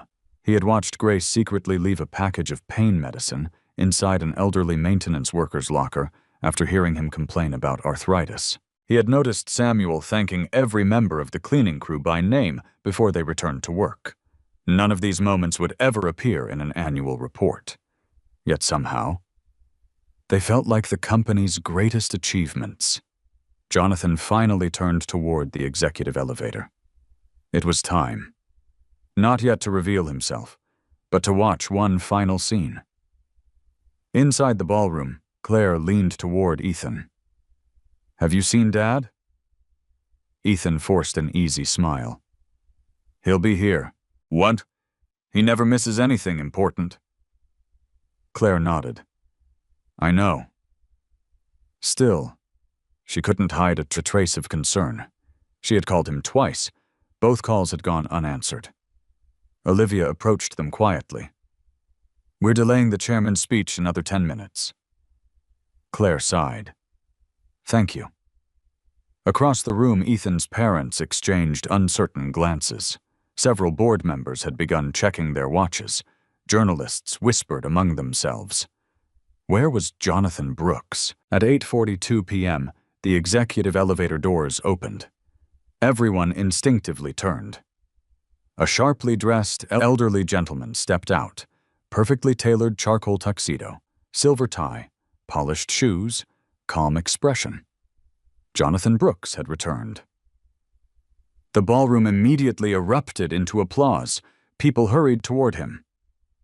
"Jonathan, good evening. Congratulations. So happy for your family." He accepted every greeting politely, every handshake, every smile. Yet something had changed inside him. As dozens of influential people surrounded him, his eyes drifted across the ballroom, searching, not for investors, not for politicians, for one janitor. He found Helen near the service entrance, quietly wiping fingerprints from a brass handle no guest had even noticed. She didn't realize he was watching. She simply continued working. Jonathan smiled. Claire embraced her father tightly. "You scared me." "I'm sorry. I lost track of time." She laughed with relief. "You've never done that before." "I know." He kissed her forehead. "You look beautiful." "So do you." Claire smiled. "You don't usually compliment tuxedos." Jonathan chuckled. "Maybe I'm learning." Ethan approached next. "Good evening, Jonathan." Jonathan shook his hand. "Good evening." For the first time in nearly 2 years, he looked directly into Ethan's eyes, without wondering whether he truly knew the man standing before him. Tonight, he did. Not completely, but enough. "Everything all right?" Ethan asked. "Perfectly," Jonathan answered calmly. "I've had a very educational evening." Ethan laughed politely, assuming it was a joke. "I hope that's a good thing." Jonathan simply smiled. "It depends on what one learns." The answer lingered strangely in Ethan's mind. Meanwhile, Helen quietly pushed her cleaning cart toward the employee hallway. She assumed the important part of the evening had begun, which meant her presence should become even less noticeable. As she turned the corner, someone called softly behind her. "Helen?" She stopped. Jonathan Brooks stood only a few feet away. She looked surprised. "Mr. Brooks." He held out the folded winter coat. "I believe this belongs to you." Helen blinked. For a brief moment, confusion crossed her face. Then recognition slowly appeared. "The gentleman—" Jonathan nodded gently. "Yes." Helen stared at him, not with shock, not disbelief, only quiet understanding. "So, you got home safely?" Jonathan smiled. "I did. I'm glad." She accepted the coat without asking another question. Most people would have demanded an explanation. She didn't. Jonathan noticed. "You aren't curious?" Helen tilted her head. "About what?" "Why I was dressed that way." Helen thought for a moment. You probably had your reasons. You don't want to know. If you wish to tell me, I'll listen. If you don't, that's all right too. Jonathan almost laughed. Every conversation with this woman seemed to ignore wealth completely. She wasn't impressed. She wasn't intimidated. She simply spoke to him exactly as she had spoken to the old man outside. The realization humbled him. He lowered his voice. Thank you. For the coffee. Helen smiled. It wasn't much. It was. For the sandwich. You needed dinner. For the coat. You needed warmth. Jonathan shook his head gently. You keep saying those things as though they're obvious. Helen looked genuinely puzzled. They are? He studied her face. No. They're rare. For the first time that evening, Helen noticed sadness beneath Jonathan's composed expression. Not exhaustion, not stress. Something older, lonelier. She spoke softly. My wife used to tell me. People become hungry in many different ways. Jonathan looked at her with quiet attention. Some need food. Some need kindness. Some just need someone to notice they're standing there. Silence settled between them. Neither heard the orchestra beginning another piece inside the ballroom. Neither noticed guests laughing only the few doors away. Jonathan finally asked, What if helping people costs you something? Helen smiled. It usually does. And you're all right with that. She looked down at the coat folded across her arm. I've never regretted losing a sandwich, or half a cup of coffee, or a coat. I'd regret walking away much longer. Jonathan felt those words settle deeply inside him. He had spent decades calculating investments, risk, return, profit. Helen calculated something entirely different. Regret. A voice interrupted gently. Mr. Brooks. Michael Donovan approached. The board is ready. Jonathan nodded. We'll begin. Michael glanced curiously toward Helen before walking away. Jonathan turned back one final time. Helen? Yes. Would you do me a favor? If I can. When the speeches begin. Please stay. Helen laughed softly. Oh no. Those events aren't for people like me, Jonathan answered without hesitation. They are tonight. Before Helen could respond, he walked toward the ballroom. She watched him disappear beneath the crystal lights. Grace hurried over. What did the chairman want? Helen looked thoughtfully toward the stage. I'm not entirely sure. For the first time that evening, neither was Jonathan Brooks. He had entered the night intending to expose a future son-in-law. Instead, he had discovered a truth powerful enough to change the way he viewed his company forever. Now only one question remained. Would everyone else be ready to hear it? The ballroom lights brightened once more. Olivia Bennet stepped onto the stage and smiled toward the hundreds of guests filling the room. Ladies and gentlemen, it is my honor to introduce the chairman of Brooks Industries, Mr. Jonathan Brooks. Warm applause filled the ballroom. Jonathan walked slowly toward the podium. He carried no notes. Only one folded winter coat rested over his left arm. Few people noticed it. Those who did assumed it belonged to a guest. Claire watched her father with a puzzled expression. Something about him seemed different. Not his posture, not his voice, his eyes. Usually before major speeches, they reflected confidence and careful preparation. Tonight, they reflected quiet sadness. Jonathan reached the podium. He waited until the applause faded, then smiled gently. Thank you all for being here. He looked toward Claire. My beautiful daughter. Claire smiled through misty eyes. I've imagined this evening for many years. When Claire was 6 years old, she told me she wanted to marry someone who made people feel safe. Soft laughter drifted across the ballroom. Jonathan chuckled. I thought she meant a firefighter. A doctor. A police officer. He glanced toward Ethan. It turns out she chose a lawyer. More laughter. Ethan smiled politely. Jonathan continued. I've spent 40 years building buildings, companies, partnerships, but the most important decision any father makes is trusting someone else with his child. Silence settled over the room.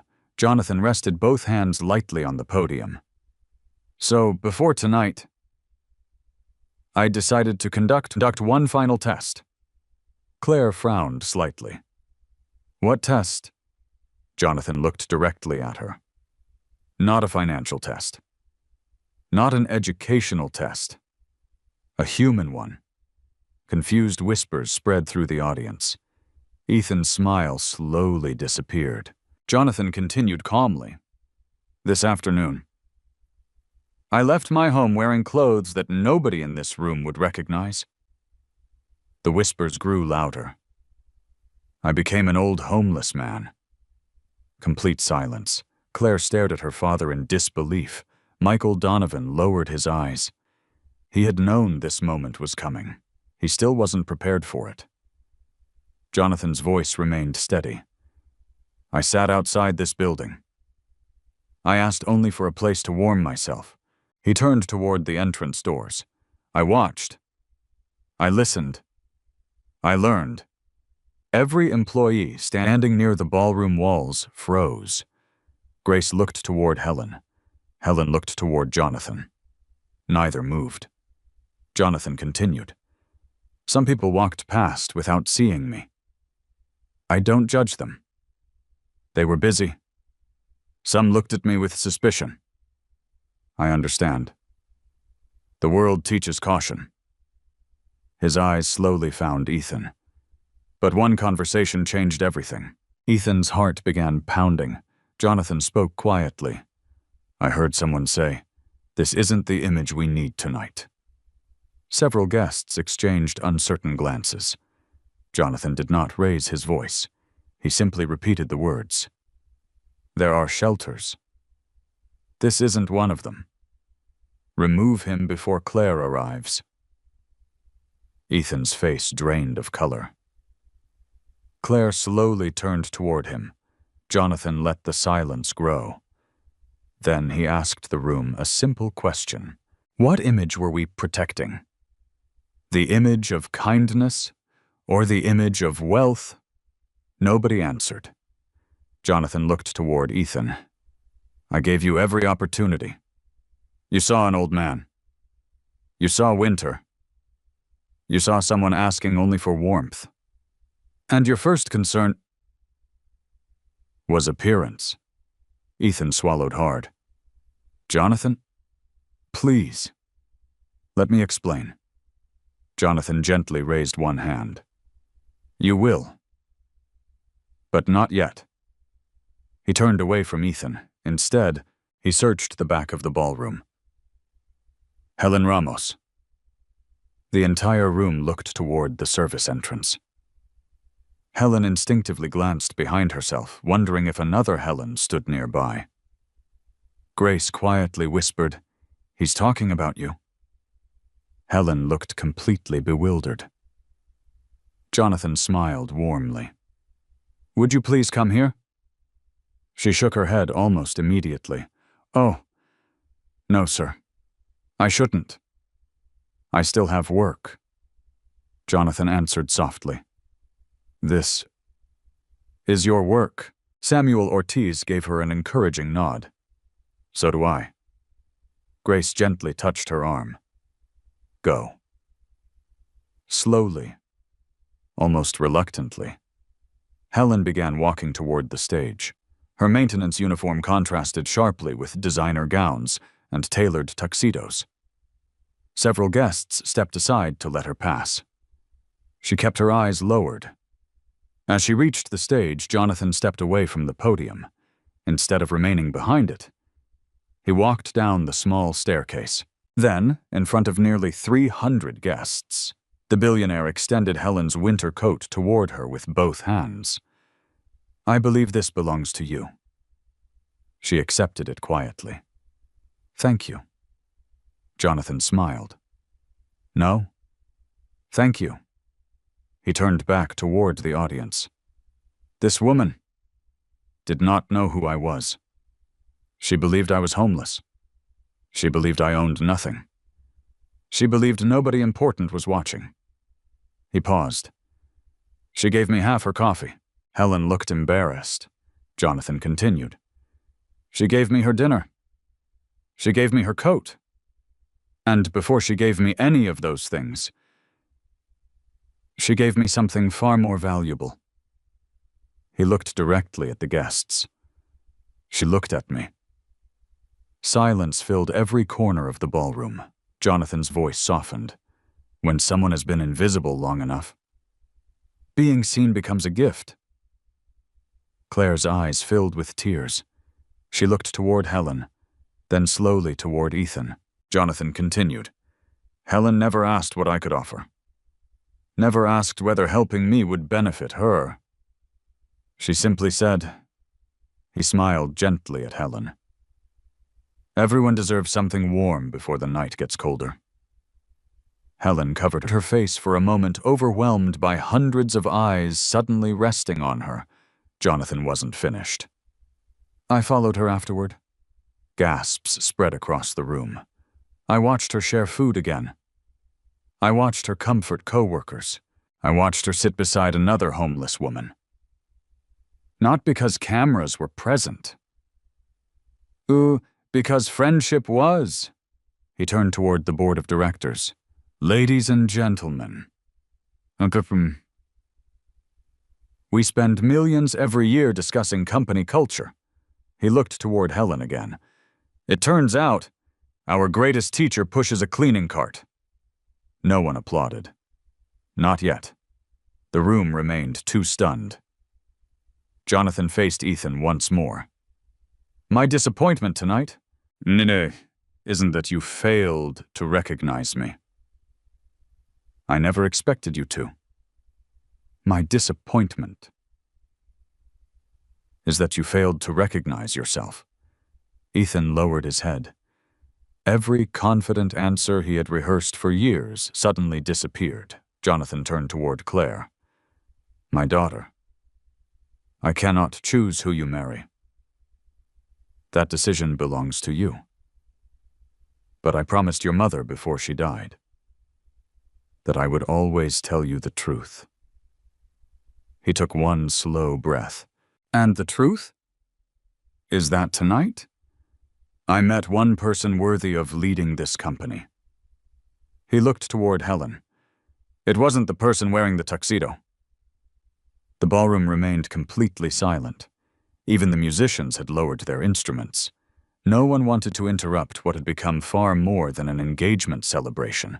It had become a mirror, and every person in the room was quietly deciding what they had seen reflected back. No one spoke. Not immediately. The silence inside the grand ballroom became almost physical, pressing against every guest more heavily than any speech Jonathan Brooks could have delivered. Crystal chandeliers continued sparkling overhead. The orchestra remained perfectly still. Even the waitstaff stopped moving. Helen stood beside the stage, clutching her folded winter coat with both hands, as though she wished she could quietly disappear. She had spent 17 years avoiding attention. Now nearly 300 pairs of eyes rested on her. Jonathan gently stepped back from the microphone. He looked toward Ethan.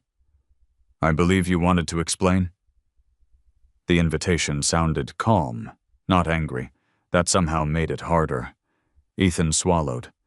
He slowly approached the stage, every confident step from earlier now replaced with uncertainty. He accepted the microphone with slightly trembling fingers. He looked around the ballroom. Board members, business leaders, Claire, Jonathan, Helen. I never meant to be cruel. His voice cracked, almost imperceptibly. I honestly believed I was protecting the event. He looked toward Jonathan. When I saw someone outside, I thought about security. The guests. The press. The company's reputation. Jonathan listened without interruption. Ethan continued. I didn't know who you were. Jonathan answered quietly. I know. I've already said that wasn't the point. Ethan lowered his eyes. I understand that now. Do you? Jonathan asked gently. Another long silence. Finally, Ethan nodded. No. I understand that I didn't even ask myself the right question. Claire watched him carefully. She had known Ethan for nearly 3 years. She had heard him argue complex legal cases. She had watched him negotiate multi-million-dollar contracts. She had never seen him search so desperately for honest words. He turned slowly toward Helen. I'm sorry. She looked startled. You don't owe me. No, he interrupted softly. I do. I never even looked at you when you spoke. I only saw that you were making my evening more complicated. Helen shook her head. It was a stressful night. That's not an excuse. He looked directly at her. I judged someone by appearance. I treated inconvenience like it mattered more than a human being. I was wrong. Helen smiled kindly. We all make mistakes. Her immediate forgiveness almost made Ethan's expression crumble. Jonathan noticed. Forgiveness arrived naturally for Helen. Accountability remained necessary for everyone else. Claire slowly walked toward Ethan. For several seconds, she simply looked at him. Then she asked one quiet question. If Dad hadn't been the man outside, would you still believe you did the right thing? The ballroom held its breath. Ethan opened his mouth, closed it, opened it again. No answer came, because the truthful answer was no. Claire saw it in his eyes before he spoke. A single tear rolled down her cheek. It wasn't about Dad. It was about that man. She paused. And tonight, they happened to be the same person. Ethan's shoulders sank. I know. Claire stepped backward. When we first met, you volunteered at the legal aid clinic. You stayed late helping families who couldn't afford attorneys. You skipped vacations because you were building your career. You told me success meant leaving every room kinder than you found it. Her voice trembled. What happened to that man? Ethan closed his eyes. He remembered. Growing up with almost nothing, his mother working double shifts, his father cleaning office buildings overnight. Every scholarship interview, every promotion, every opportunity that demanded he appear polished, respectable, successful. Somewhere along the way, he had quietly begun fearing anything that reminded him of where he came from. Jonathan seemed to recognize the realization forming inside him. He spoke softly. Success is a dangerous thing. The room listened. If we're careful, it gives us opportunity. If we're careless, it gives us amnesia. No one moved. Jonathan continued. We begin forgetting the people we used to understand. Ethan slowly nodded. I forgot. His voice barely rose above a whisper. I spent so many years trying not to look poor that I stopped looking at poor people. The confession struck the room harder than any denial could have. Claire wiped another tear away. For the first time that evening, she believed he was finally telling the truth. But truth didn't erase what had happened. She reached into her purse. Her engagement ring caught the light. She looked at it for several seconds, then carefully removed it. Gasps spread across the ballroom. Ethan stared in disbelief. Claire, she held the ring gently in her palm. I still love you. His eyes filled. I know. But love isn't enough. She took a slow breath. My father tested one evening. Life tests every day. I don't know which version of you I'd be marrying. The young man who once cared about everyone, Or the man who worried more about appearances than suffering? Tears now ran freely down Ethan's face. I can change. Claire nodded sadly. I hope you do. I truly hope you do. She closed his fingers around the ring. But I can't marry hope. I have to marry character. The words echoed through the ballroom. Nobody applauded. Nobody interrupted.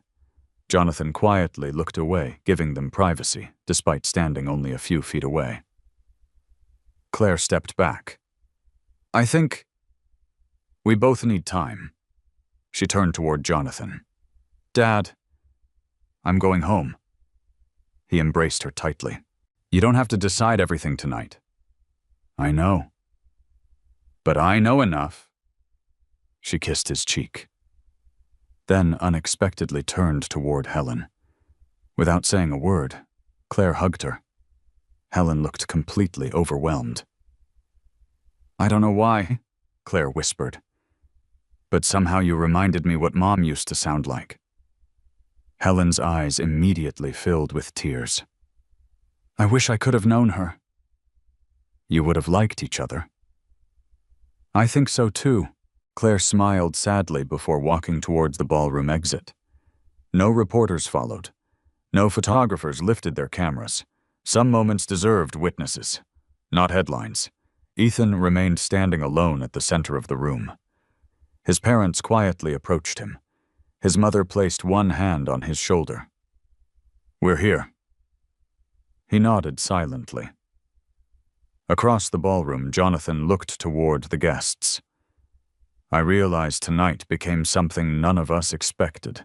A few quiet laughs broke the tension. He continued, but perhaps that's exactly why it mattered. He turned toward the orchestra.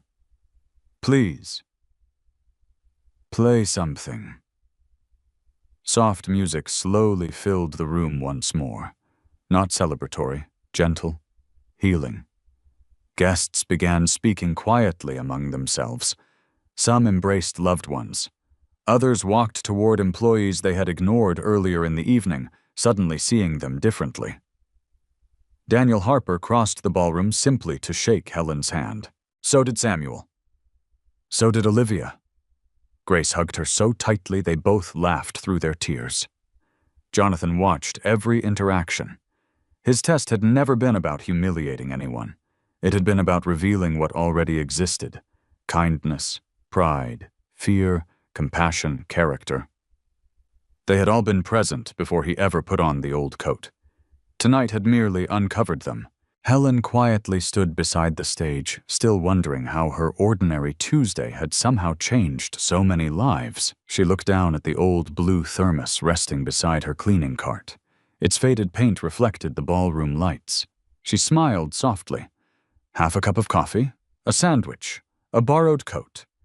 Maria would probably laugh if she could see all this. Then she would likely say exactly what she always had. You never know which small kindness or God intends to become someone else's turning point. Helen gently rested her hand on the worn thermos. Around her, the ballroom slowly began breathing again. But none of those who had witnessed the evening would ever see an ordinary stranger standing alone in the cold quite the same way again. The ballroom gradually returned to life. Soft conversations replaced stunned silence, though nothing felt quite the same anymore. Expensive crystal still reflected the chandelier lights. Champagne still sparkled in elegant glasses. The orchestra resumed its music. Yet an invisible shift had settled over everyone present. People were no longer looking only at one another. They were looking at themselves. Jonathan Brooks quietly stepped away from the stage. He had said everything he intended to say. The rest would be proven through actions. Michael Donovan approached. Jonathan? The board is waiting in conference room A. Jonathan nodded. Good. They've been informed. They know you requested an emergency meeting. Jonathan glanced toward Helen, who was already trying to slip quietly back toward her cleaning cart. So is she. Michael smiled knowingly. I suspected you'd say that. Before Jonathan entered the conference room, he turned toward Samuel Ortiz. Samuel. Yes, sir. Would you ask Ms. Ramos to join us? Samuel looked surprised. The board meeting. Yes. I don't think she'll agree. Jonathan smiled. Neither do I. Please ask anyway. A few minutes later, Helen was carefully pushing her cleaning cart toward the supply closet when Samuel found her. Helen? She looked up. Everything all right? The chairman would like to see you. She sighed softly. I've already been on stage once tonight. I think that's enough excitement for one lifetime. Samuel laughed. I understand. But he's asking again. Helen looked worried. Did I do something wrong?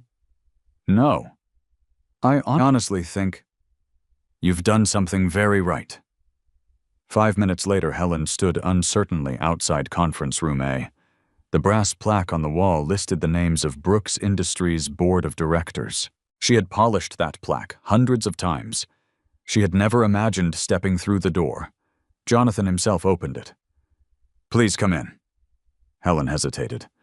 My shoes. Jonathan looked down. They're clean. I've been working. So have we. She smiled nervously and entered. Around the enormous walnut conference table sat 12 directors. Several had worked with Jonathan for over 20 years. Each of them rose as Helen entered. She looked completely startled. Oh, you don't have to stand. One elderly director smiled. We think we do. Jonathan motioned toward an empty chair. Helen immediately shook her head. I couldn't. You can.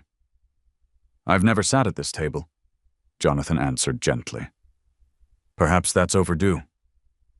Slowly she sat at the very end, still holding her old blue thermos on her lap. She didn't know where else to place it. Jonathan noticed. Keep it. She smiled. It goes everywhere with me. I've noticed. A few quiet chuckles eased the tension. Jonathan finally addressed the room. For years. We've measured leadership through numbers. He activated the large presentation screen. Financial charts appeared. Revenue, growth, acquisitions, shareholder returns. Our company has performed well. No one disagreed. Jonathan pressed another button. The charts disappeared. In their place appeared photographs taken over the years. Maintenance crews, custodians, security guards, receptionists, kitchen staff, delivery workers. Jonathan spoke softly. Tell me. How many names can any of us identify? The room became uncomfortable. One director recognized Daniel. Another recognized Samuel. Most remained silent. Jonathan nodded. I expected as much. He turned toward Helen. How many employees do you know by name? Helen looked embarrassed. I've worked here a long time. Jonathan smiled. I asked a question. She thought quietly. About 400. Several directors looked genuinely surprised. She quickly added, approximately. I probably forgot a few. Jonathan nodded slowly. 400. He looked around the room. Our vice presidents supervise departments. Our managers supervise teams. Our executives supervise divisions. He paused. But this woman knows 400 people. Another long silence followed. Director Elaine Foster finally spoke. Helen, may I ask something? Of course. How do you remember everyone? Helen looked confused. I talked to them. A few directors smiled. She continued. I ask about their children, their parents, whether their knees are hurting, if someone's husband had surgery, if another person's daughter is taking college exams. She shrugged gently. It helps me remember. Jonathan looked toward the board. Imagine if every leader in this company understood our people this well. No one argued. Because no one could, Jonathan continued. I've spent months wondering why employee retention differs so dramatically between buildings. He turned toward Samuel. Would you answer that? Samuel cleared his throat. People stay because of each other. He smiled toward Helen. And because she makes everyone feel like they belong. Jonathan nodded. Exactly. He looked at Helen. When did you begin here? 17 years ago. What position? Night janitor. And today, she smiled. Night janitor. Jonathan gently leaned forward. That's where you're mistaken. Helen blinked. I don't understand. You haven't been our janitor for years. You've been leading our culture. The words left her speechless. Director Elaine slowly nodded. He's right. Another director added, every employee survey from Brooks Tower mentions one person more often than any manager. Helen looked around the room. Me. Jonathan handed her several printed pages. She stared. Employee comments. Anonymous. Dozens of them. When my husband died, Helen sat with me during every lunch break until I could smile again. When I couldn't afford groceries, someone left food in my locker. I later learned it was Helen. Helen remembered my daughter's birthday after hearing about it only once. She convinced me not to quit. She treated me like family. Tears blurred Helen's vision. I never knew, Jonathan answered quietly. Because you never did those things for recognition. She carefully folded the papers. I only did what Maria would have done. Jonathan smiled. I believe that. He stood. I've made a decision. Every director already suspected what was coming.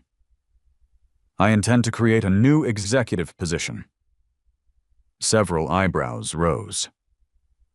Jonathan continued. Vice President of Employee Culture and Community. Helen almost laughed. I'm not qualified. Jonathan immediately asked, Can you teach kindness? She frowned.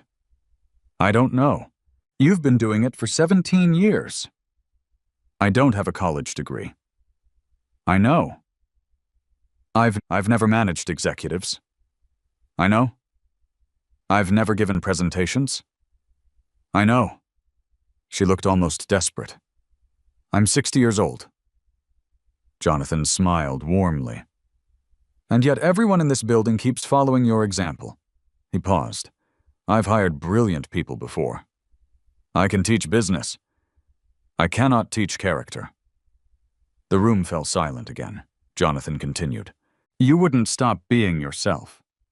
You'd simply help the rest of us become more like the person you've already been. Helen looked down at the blue thermos resting on her lap. Her fingers slowly traced the faded paint. Maria. She wished more than anything that Maria were sitting beside her. She could almost hear her gentle laugh. Then the familiar words echoed quietly in her memory. If we still have warmth to share. We're never poor. Helen lifted her eyes. I have one condition. Jonathan smiled. Name it. I still want to spend part of every week cleaning. Several directors looked surprised. Jonathan didn't. Why? Because if I stop walking the halls, I'll stop hearing the people. Jonathan's smile widened. Then we'll make that part of the job. For the first time that evening, Helen laughed without embarrassment. It was a quiet, genuine laugh, the same laugh that had once accompanied half a cup of coffee, shared with a stranger standing in the cold. Jonathan realized something profound. Brooks Industries wasn't becoming stronger because it had discovered an extraordinary employee. It was becoming stronger because at last, it had decided to learn from her. 3 months later, spring arrived quietly in Chicago. The last traces of snow had disappeared from the sidewalks surrounding Brooks Tower, replaced by flowering trees and warm morning sunlight reflecting from the glass facade. At 7:15 a.m., The lobby doors opened. Employees entered carrying coffee cups, backpacks, and briefcases. Almost everyone slowed down for just a moment. Not because security had changed, not because renovations had taken place, because something else had. Near the reception desk stood a wooden sign, no larger than a picture frame. It read, "Kindness is also part of the job." No company logo, no executive signature, only those 7 words. Beside the sign rested a familiar old blue thermos, empty, decorative now, protected inside a clear glass display case. A small bronze plaque beneath it read, "Shared by Helen Ramos," a reminder that leadership begins with seeing people. Employees smiled whenever they walked past it. Many gently touched the glass as though greeting an old friend. The thermos had become a symbol, not of charity, of culture. On the 5th floor, Helen stepped out of the elevator carrying something unfamiliar, not a cleaning cart, a leather notebook. She still wore comfortable walking shoes instead of expensive heels. She still greeted every security guard by name. She still stopped to pick up a paper cup someone had accidentally dropped. Officially, her title now read Vice President of Employee Culture and Community. Unofficially, most people simply called her Miss Helen. The title had changed. She hadn't. Her office overlooked Lake Michigan. She almost never stayed inside it. Instead, she spent each morning walking through the building. "Good morning, Daniel." "Morning, Miss Helen." "How's your father's knee?" "Much better." "I'm glad." She continued towards the cafeteria. "Grace." The young custodian looked up with a smile. "You remembered?" "Of course." "Today's your certification exam." Grace laughed nervously. "I'm terrified." "No," Helen corrected gently. "You're prepared." Grace hugged her quickly before heading toward the training center. Months earlier, Brooks Industries had introduced tuition assistance for every hourly employee seeking certifications or college courses. It had been Helen's first proposal. Jonathan approved it without changing a single word. As Helen reached the cafeteria, Kevin hurried over carrying a delivery manifest. "I passed," she smiled. "The commercial driver's license?" He nodded proudly. "They promoted me. I start supervising regional logistics next month." Helen shook his hand. "I always knew you would." Kevin grinned. "You always know?" "No. I simply notice when people keep trying." Across the cafeteria, Jonathan Brooks watched the conversation through the doorway. He had intentionally arrived early, not to inspect operations, to observe. Just as he had 3 months earlier. Only this time. No disguise. Michael Donovan joined him. "You've created quite a culture." Jonathan smiled. "I didn't." He nodded toward Helen. "She did." Michael looked around. Employees from every department sat together. Executives shared tables with maintenance workers. Managers carried their own trays instead of expecting assistance. The atmosphere felt remarkably different. "What changed?" Michael asked quietly.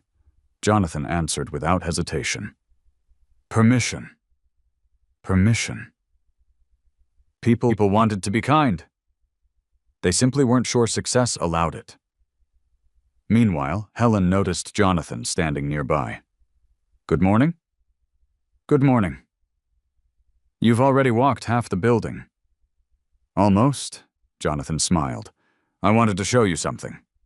He handed her a thin folder. Employee retention statistics, customer satisfaction surveys, internal promotion numbers, volunteer participation. Every graph pointed upward. Helen looked embarrassed. "I'm not responsible for all this." Jonathan chuckled. "You'll never admit it." "I truly don't think I am." "You are." He tapped one particular report. Applications to Brooks Industries had nearly doubled. The survey comments repeated similar themes. People care here. Managers know our names. Employees help each other. It feels different. Jonathan folded the folder. Kindness became competitive. Helen laughed. I never imagined hearing those words together. Neither had Jonathan. Elsewhere in that city, Ethan Caldwell stood outside a modest legal clinic on Chicago's South Side. No reporters waited, no photographers, no prestigious clients, only families seeking legal help they could not afford. He looked at the simple sign above the entrance, Community Justice Center. He had resigned from his elite corporate law firm 6 weeks after the engagement ended. Many colleagues thought he had lost his mind. Perhaps, in a way, he had. The version of himself obsessed with appearances no longer fit comfortably inside the man he wanted to become. An elderly volunteer greeted him. Morning, counselor. Morning. We've got a full waiting room. I'll start with whoever came first. As Ethan entered, he noticed a homeless veteran quietly filling out paperwork with trembling hands. Months earlier, he might have looked away. Today, he pulled up a chair. Would you like some help? The veteran smiled gratefully. I'd appreciate that. No one applauded. No one even noticed. That was exactly why the moment mattered. Across town, Claire Brooks had returned to work full-time at the Children's Hospital. The engagement ring no longer rested on her finger. Patients occasionally asked if she was married. She simply smiled. Not yet. She had spoken with Ethan several times since that evening. Not about reconciliation. About growth. They met for coffee once each month. Sometimes they hardly spoke at all. Healing didn't follow calendars. It followed honesty. One afternoon, Jonathan visited the pediatric wing, carrying several stuffed animals. Claire laughed. You bought the entire gift shop. I negotiated. You lost. I absolutely did. They walked together through the hallway. After several minutes, Claire asked quietly, Do you think people really change? Jonathan thought carefully. Yeah. I think people remember. What do you mean? I don't believe Ethan became a bad man overnight. I think success buried the boy he used to be. Claire nodded slowly. And now he's digging. They continued walking in comfortable silence. Back at Brooks Tower, Helen entered the training room where 40 newly hired employees waited. Some wore suits, others work uniforms. Some would become executives, others custodians, delivery drivers, receptionists, engineers. Helen stood at the front without a microphone. She placed the old blue thermos on the table. Every orientation now began the same way. One young accountant raised his hand. Is that the famous thermos? Helen smiled. I suppose it is. Another employee asked, Did it really happen exactly like everyone says?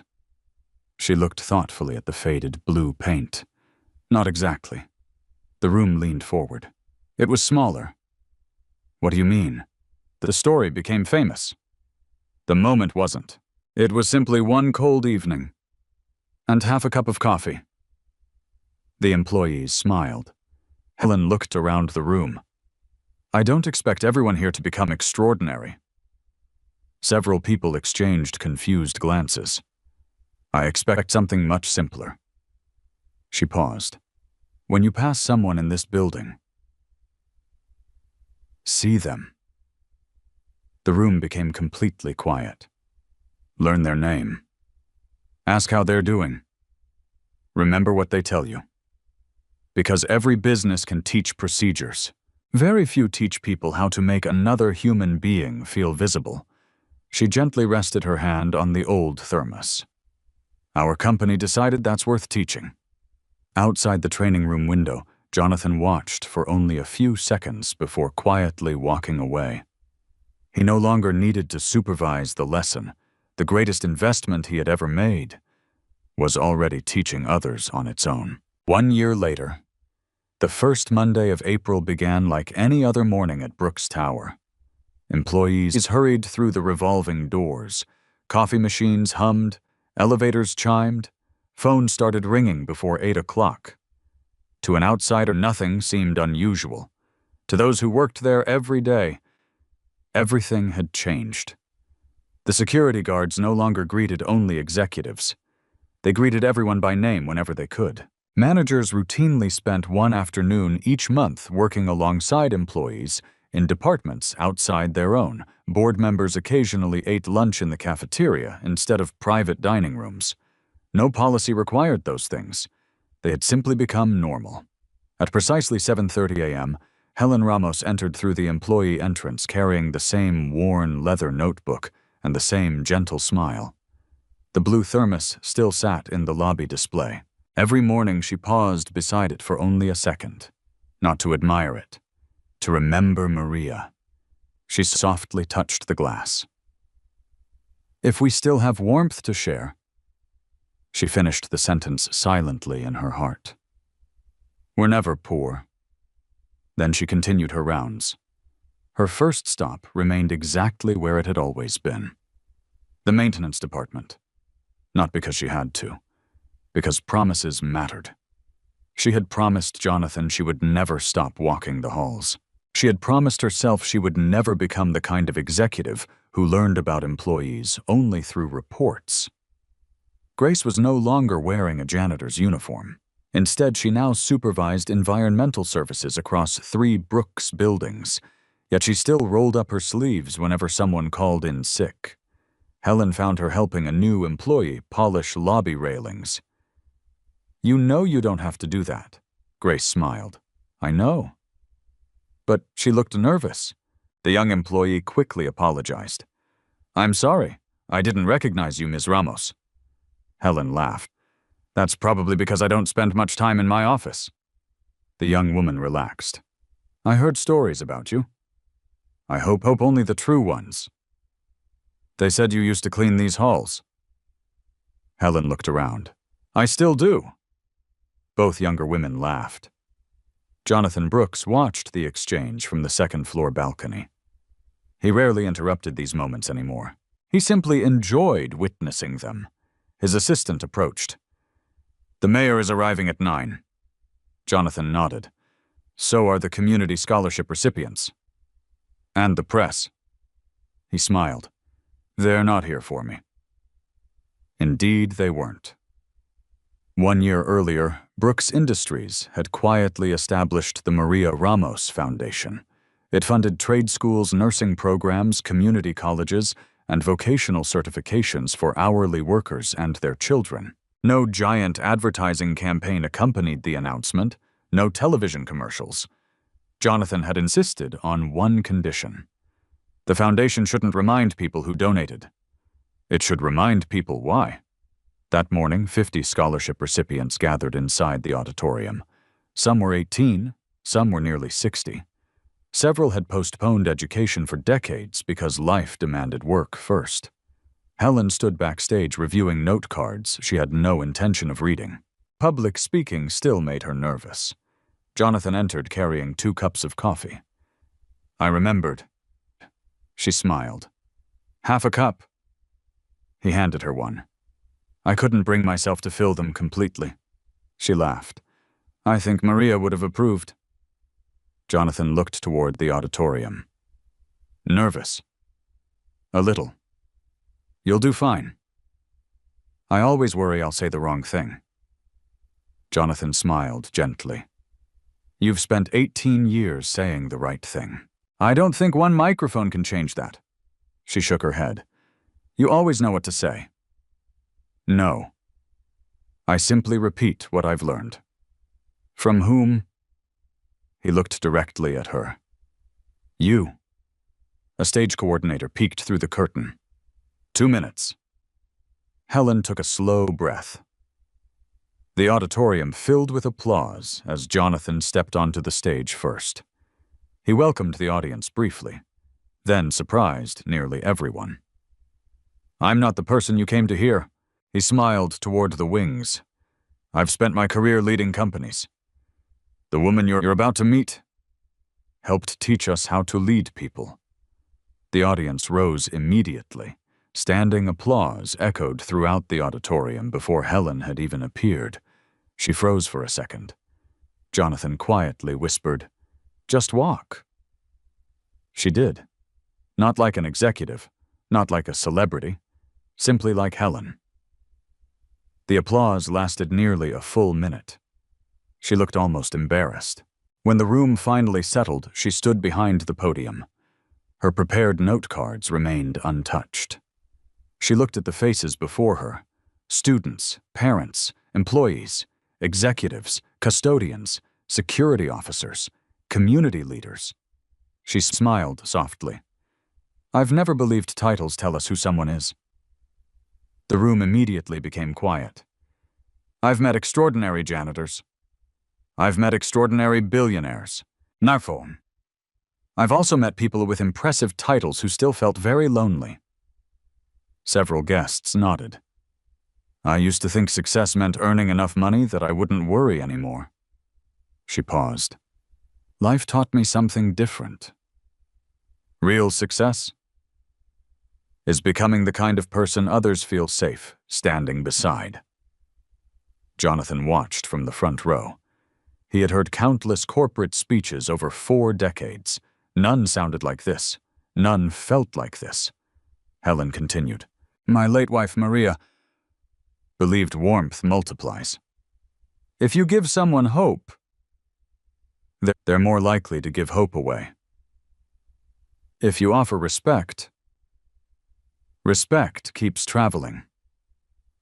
She looked around the auditorium. I've watched that happen in this company. I've watched one act of kindness become 10, then 100, then thousands. The audience listened without moving. So today, whether you're receiving a scholarship, starting a new job, or leading a department, I hope you'll remember something. You may never know which ordinary moment becomes someone else's turning point. Silence followed. Then applause rose again. Not loud at first, deep, heartfelt. Many people stood. Jonathan noticed several executives discreetly wiping tears. After the ceremony ended, scholarship recipients formed a line to thank Helen. One young nursing student hugged her. My mom cleaned offices for 25 years. This scholarship changes everything. Helen squeezed her hands. Then promise me something. What? When you become a nurse, see people. I will. An older man in his 50s approached next. I thought I was too old to finish my electrician's license. Helen smiled. I started a new career at 60. I suppose I ran out of excuses. So did I. They both laughed. Hours later, after reporters had gone and the guests had left the building, gradually became quiet again. Jonathan found Helen in the lobby, exactly where he expected, standing beside the blue thermos. You always come back here. She nodded. It reminds me how little it took. Jonathan looked at the faded metal behind the glass.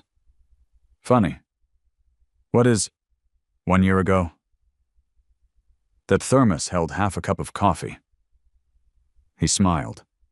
Today it holds an entire company together. Helen looked at him thoughtfully. No. It only reminds people. They were capable of kindness all along. Jonathan realized she was right. The thermos had never changed anyone. Neither had Helen. She had simply shown people the better version of themselves that had been waiting underneath fear, ambition, and distraction. Outside the lobby windows, employees headed home beneath the warm evening sky. Many stopped to hold doors open for strangers. Some greeted the security guards before leaving.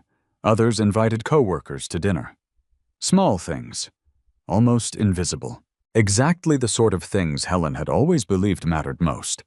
And because of one ordinary woman, those ordinary moments had become the richest tradition Brooks Industries had ever known. 5 years later, on a crisp autumn afternoon, Brooks Tower looked much the same as it always had. The glass reflected the Chicago skyline. Employees streamed through the revolving doors. The lobby buzzed with quiet conversations. Yet visitors noticed one difference almost immediately. Near the entrance beside the familiar display containing the faded blue thermos, another bronze plaque had been added. It carried no corporate slogan, only one sentence. The measure of a company is how it treats the person who has nothing to offer in return. People often stopped to read it. Some smiled. Some became thoughtful. Almost everyone continued walking a little more slowly afterward. Inside the auditorium, more than 600 employees gathered for the annual Brooks Community Day. Unlike shareholder meetings, attendance wasn't mandatory. Yet every seat had been filled. Jonathan Brooks, now 72, stood near the side of the stage, rather than behind the podium. His hair had become completely silver. His pace had slowed. His smile had not. Michael Donovan joined him. "You could retire." Jonathan chuckled. "I've been hearing that for 10 years. And I already did." Michael looked confused. Jonathan nodded toward the stage. "When someone else starts carrying your values, you've already retired from the important part." At center stage stood Helen Ramos. She was 63 now. Tiny silver strands had begun appearing among her dark curls. Reading glasses rested on a cord around her neck. She still refused expensive business suits. Instead, she wore a simple navy jacket with comfortable shoes. The audience greeted her with warm applause. She laughed. "I still don't know why you clap every year." Someone from the back called, "Because you're Helen." Laughter filled the room. She shook her head. "That answer still embarrasses me." Jonathan smiled quietly. It always would. Helen looked around the audience. Some faces had been there for decades. Others had joined only weeks earlier. "I'd like to introduce someone." A young woman stepped onto the stage, confident, professional, wearing an employee badge that identified her as Director of Community Programs. Helen smiled proudly. "Many of you know Grace Miller." The applause grew louder. Grace waited until it settled. "When I started here, I was terrified. I thought my job was cleaning floors." Helen looked at her affectionately. Grace continued. "Miss Helen taught me something different. Our job was making sure nobody felt invisible." She paused. "I've tried to remember that every day since." Jonathan leaned toward Michael. "Listen carefully." Michael smiled. "I know." "She's repeating Helen." Jonathan shook his head gently. "No. She's becoming herself." That was the true goal. Not copies, legacy. After the presentations ended, employees spread throughout the building for volunteer projects. Some packed food boxes. Others assembled school backpacks. Executives painted classrooms alongside maintenance workers. Interns served meals beside senior vice presidents. No one had assigned partners. The groups formed naturally. In the lobby, Helen noticed a young receptionist sitting alone on a bench, quietly wiping away tears. She sat beside her. "Long day." The young woman nodded. "My mother was admitted to the hospital this morning. I'm trying not to cry at work." Helen handed her a clean handkerchief. "You don't have to be strong every minute." The receptionist managed a small smile. "I thought being professional meant hiding it." Helen gently shook her head. "Being professional means treating people with dignity. That includes yourself." Nearby, a recently hired executive witnessed the conversation. Without saying anything, he quietly rearranged afternoon schedules so the receptionist could leave early. No announcement, no recognition. Just another ordinary act. The pattern continued, exactly as Maria had predicted years earlier. Warmth multiplied. Later that afternoon, Jonathan slowly walked through the lobby alone. He stopped before the blue thermos. His reflection shimmered in the glass. "I miss you." The quiet voice came from behind him. Helen had approached without making a sound. "Maria." Jonathan nodded. "And Claire's mother." Helen smiled gently. "I think they would have been friends." I think so too. Jonathan looked at the thermos. Funny. What is... The entire company still thinks this changed everything. Helen looked thoughtfully at the faded metal. It didn't. What did... She smiled. One decision. Which one? To stop walking past. Jonathan stood silently for several moments. Then he laughed softly. So simple. So difficult. At that moment, the revolving doors opened. An elderly woman entered slowly with the help of a cane. Helen recognized her immediately. Evelyn. The former homeless woman smiled broadly. I brought someone. Beside her stood a teenage boy wearing a college sweatshirt. My grandson. He starts engineering school next week. Jonathan remembered him instantly. The frightened child who had once waited outside shelters while Evelyn searched for somewhere safe to sleep. The young man extended his hand. I've wanted to thank both of you. Helen looked surprised. We didn't do much. He smiled. My grandmother says that. But she also says one person kept sitting beside her when everyone else walked away. He looked toward the blue thermos. I guess kindness runs in this building. Jonathan felt a lump rise in his throat. Another circle completed. Another life quietly redirected. As evening approached, employees gradually headed home. The lobby emptied. The lights dimmed. Cleaning crews began their nightly routines. Helen instinctively reached for a supply cart. Grace laughed. You promised. I know. But old habits. Grace handed her a small microfiber cloth. One window. Helen grinned. Just one. She carefully polished the glass surrounding the blue thermos. Exactly as she had once polished every window in the building. Jonathan watched from nearby. Some things deserved to remain unchanged. When she finished, Helen stepped back. The thermos gleamed beneath the warm lobby lights. She whispered almost to herself, There. Jonathan heard her. So it can keep reminding us. She nodded. Not about me. About what people choose. The building grew quiet. Outside, the city continued rushing toward tomorrow. Inside, the lobby held only two old friends standing beside a faded blue thermos. Years earlier, one had been a billionaire pretending to have nothing. The other had been a janitor who quietly believed everyone deserved something warm before the night grew colder. Neither of them had expected a shared cup of coffee, a simple sandwich, and a borrowed coat to change a company. But kindness rarely announces the size of the future it carries. It simply asks one ordinary person to stop, look, and choose compassion. Everything that followed was built upon that single choice.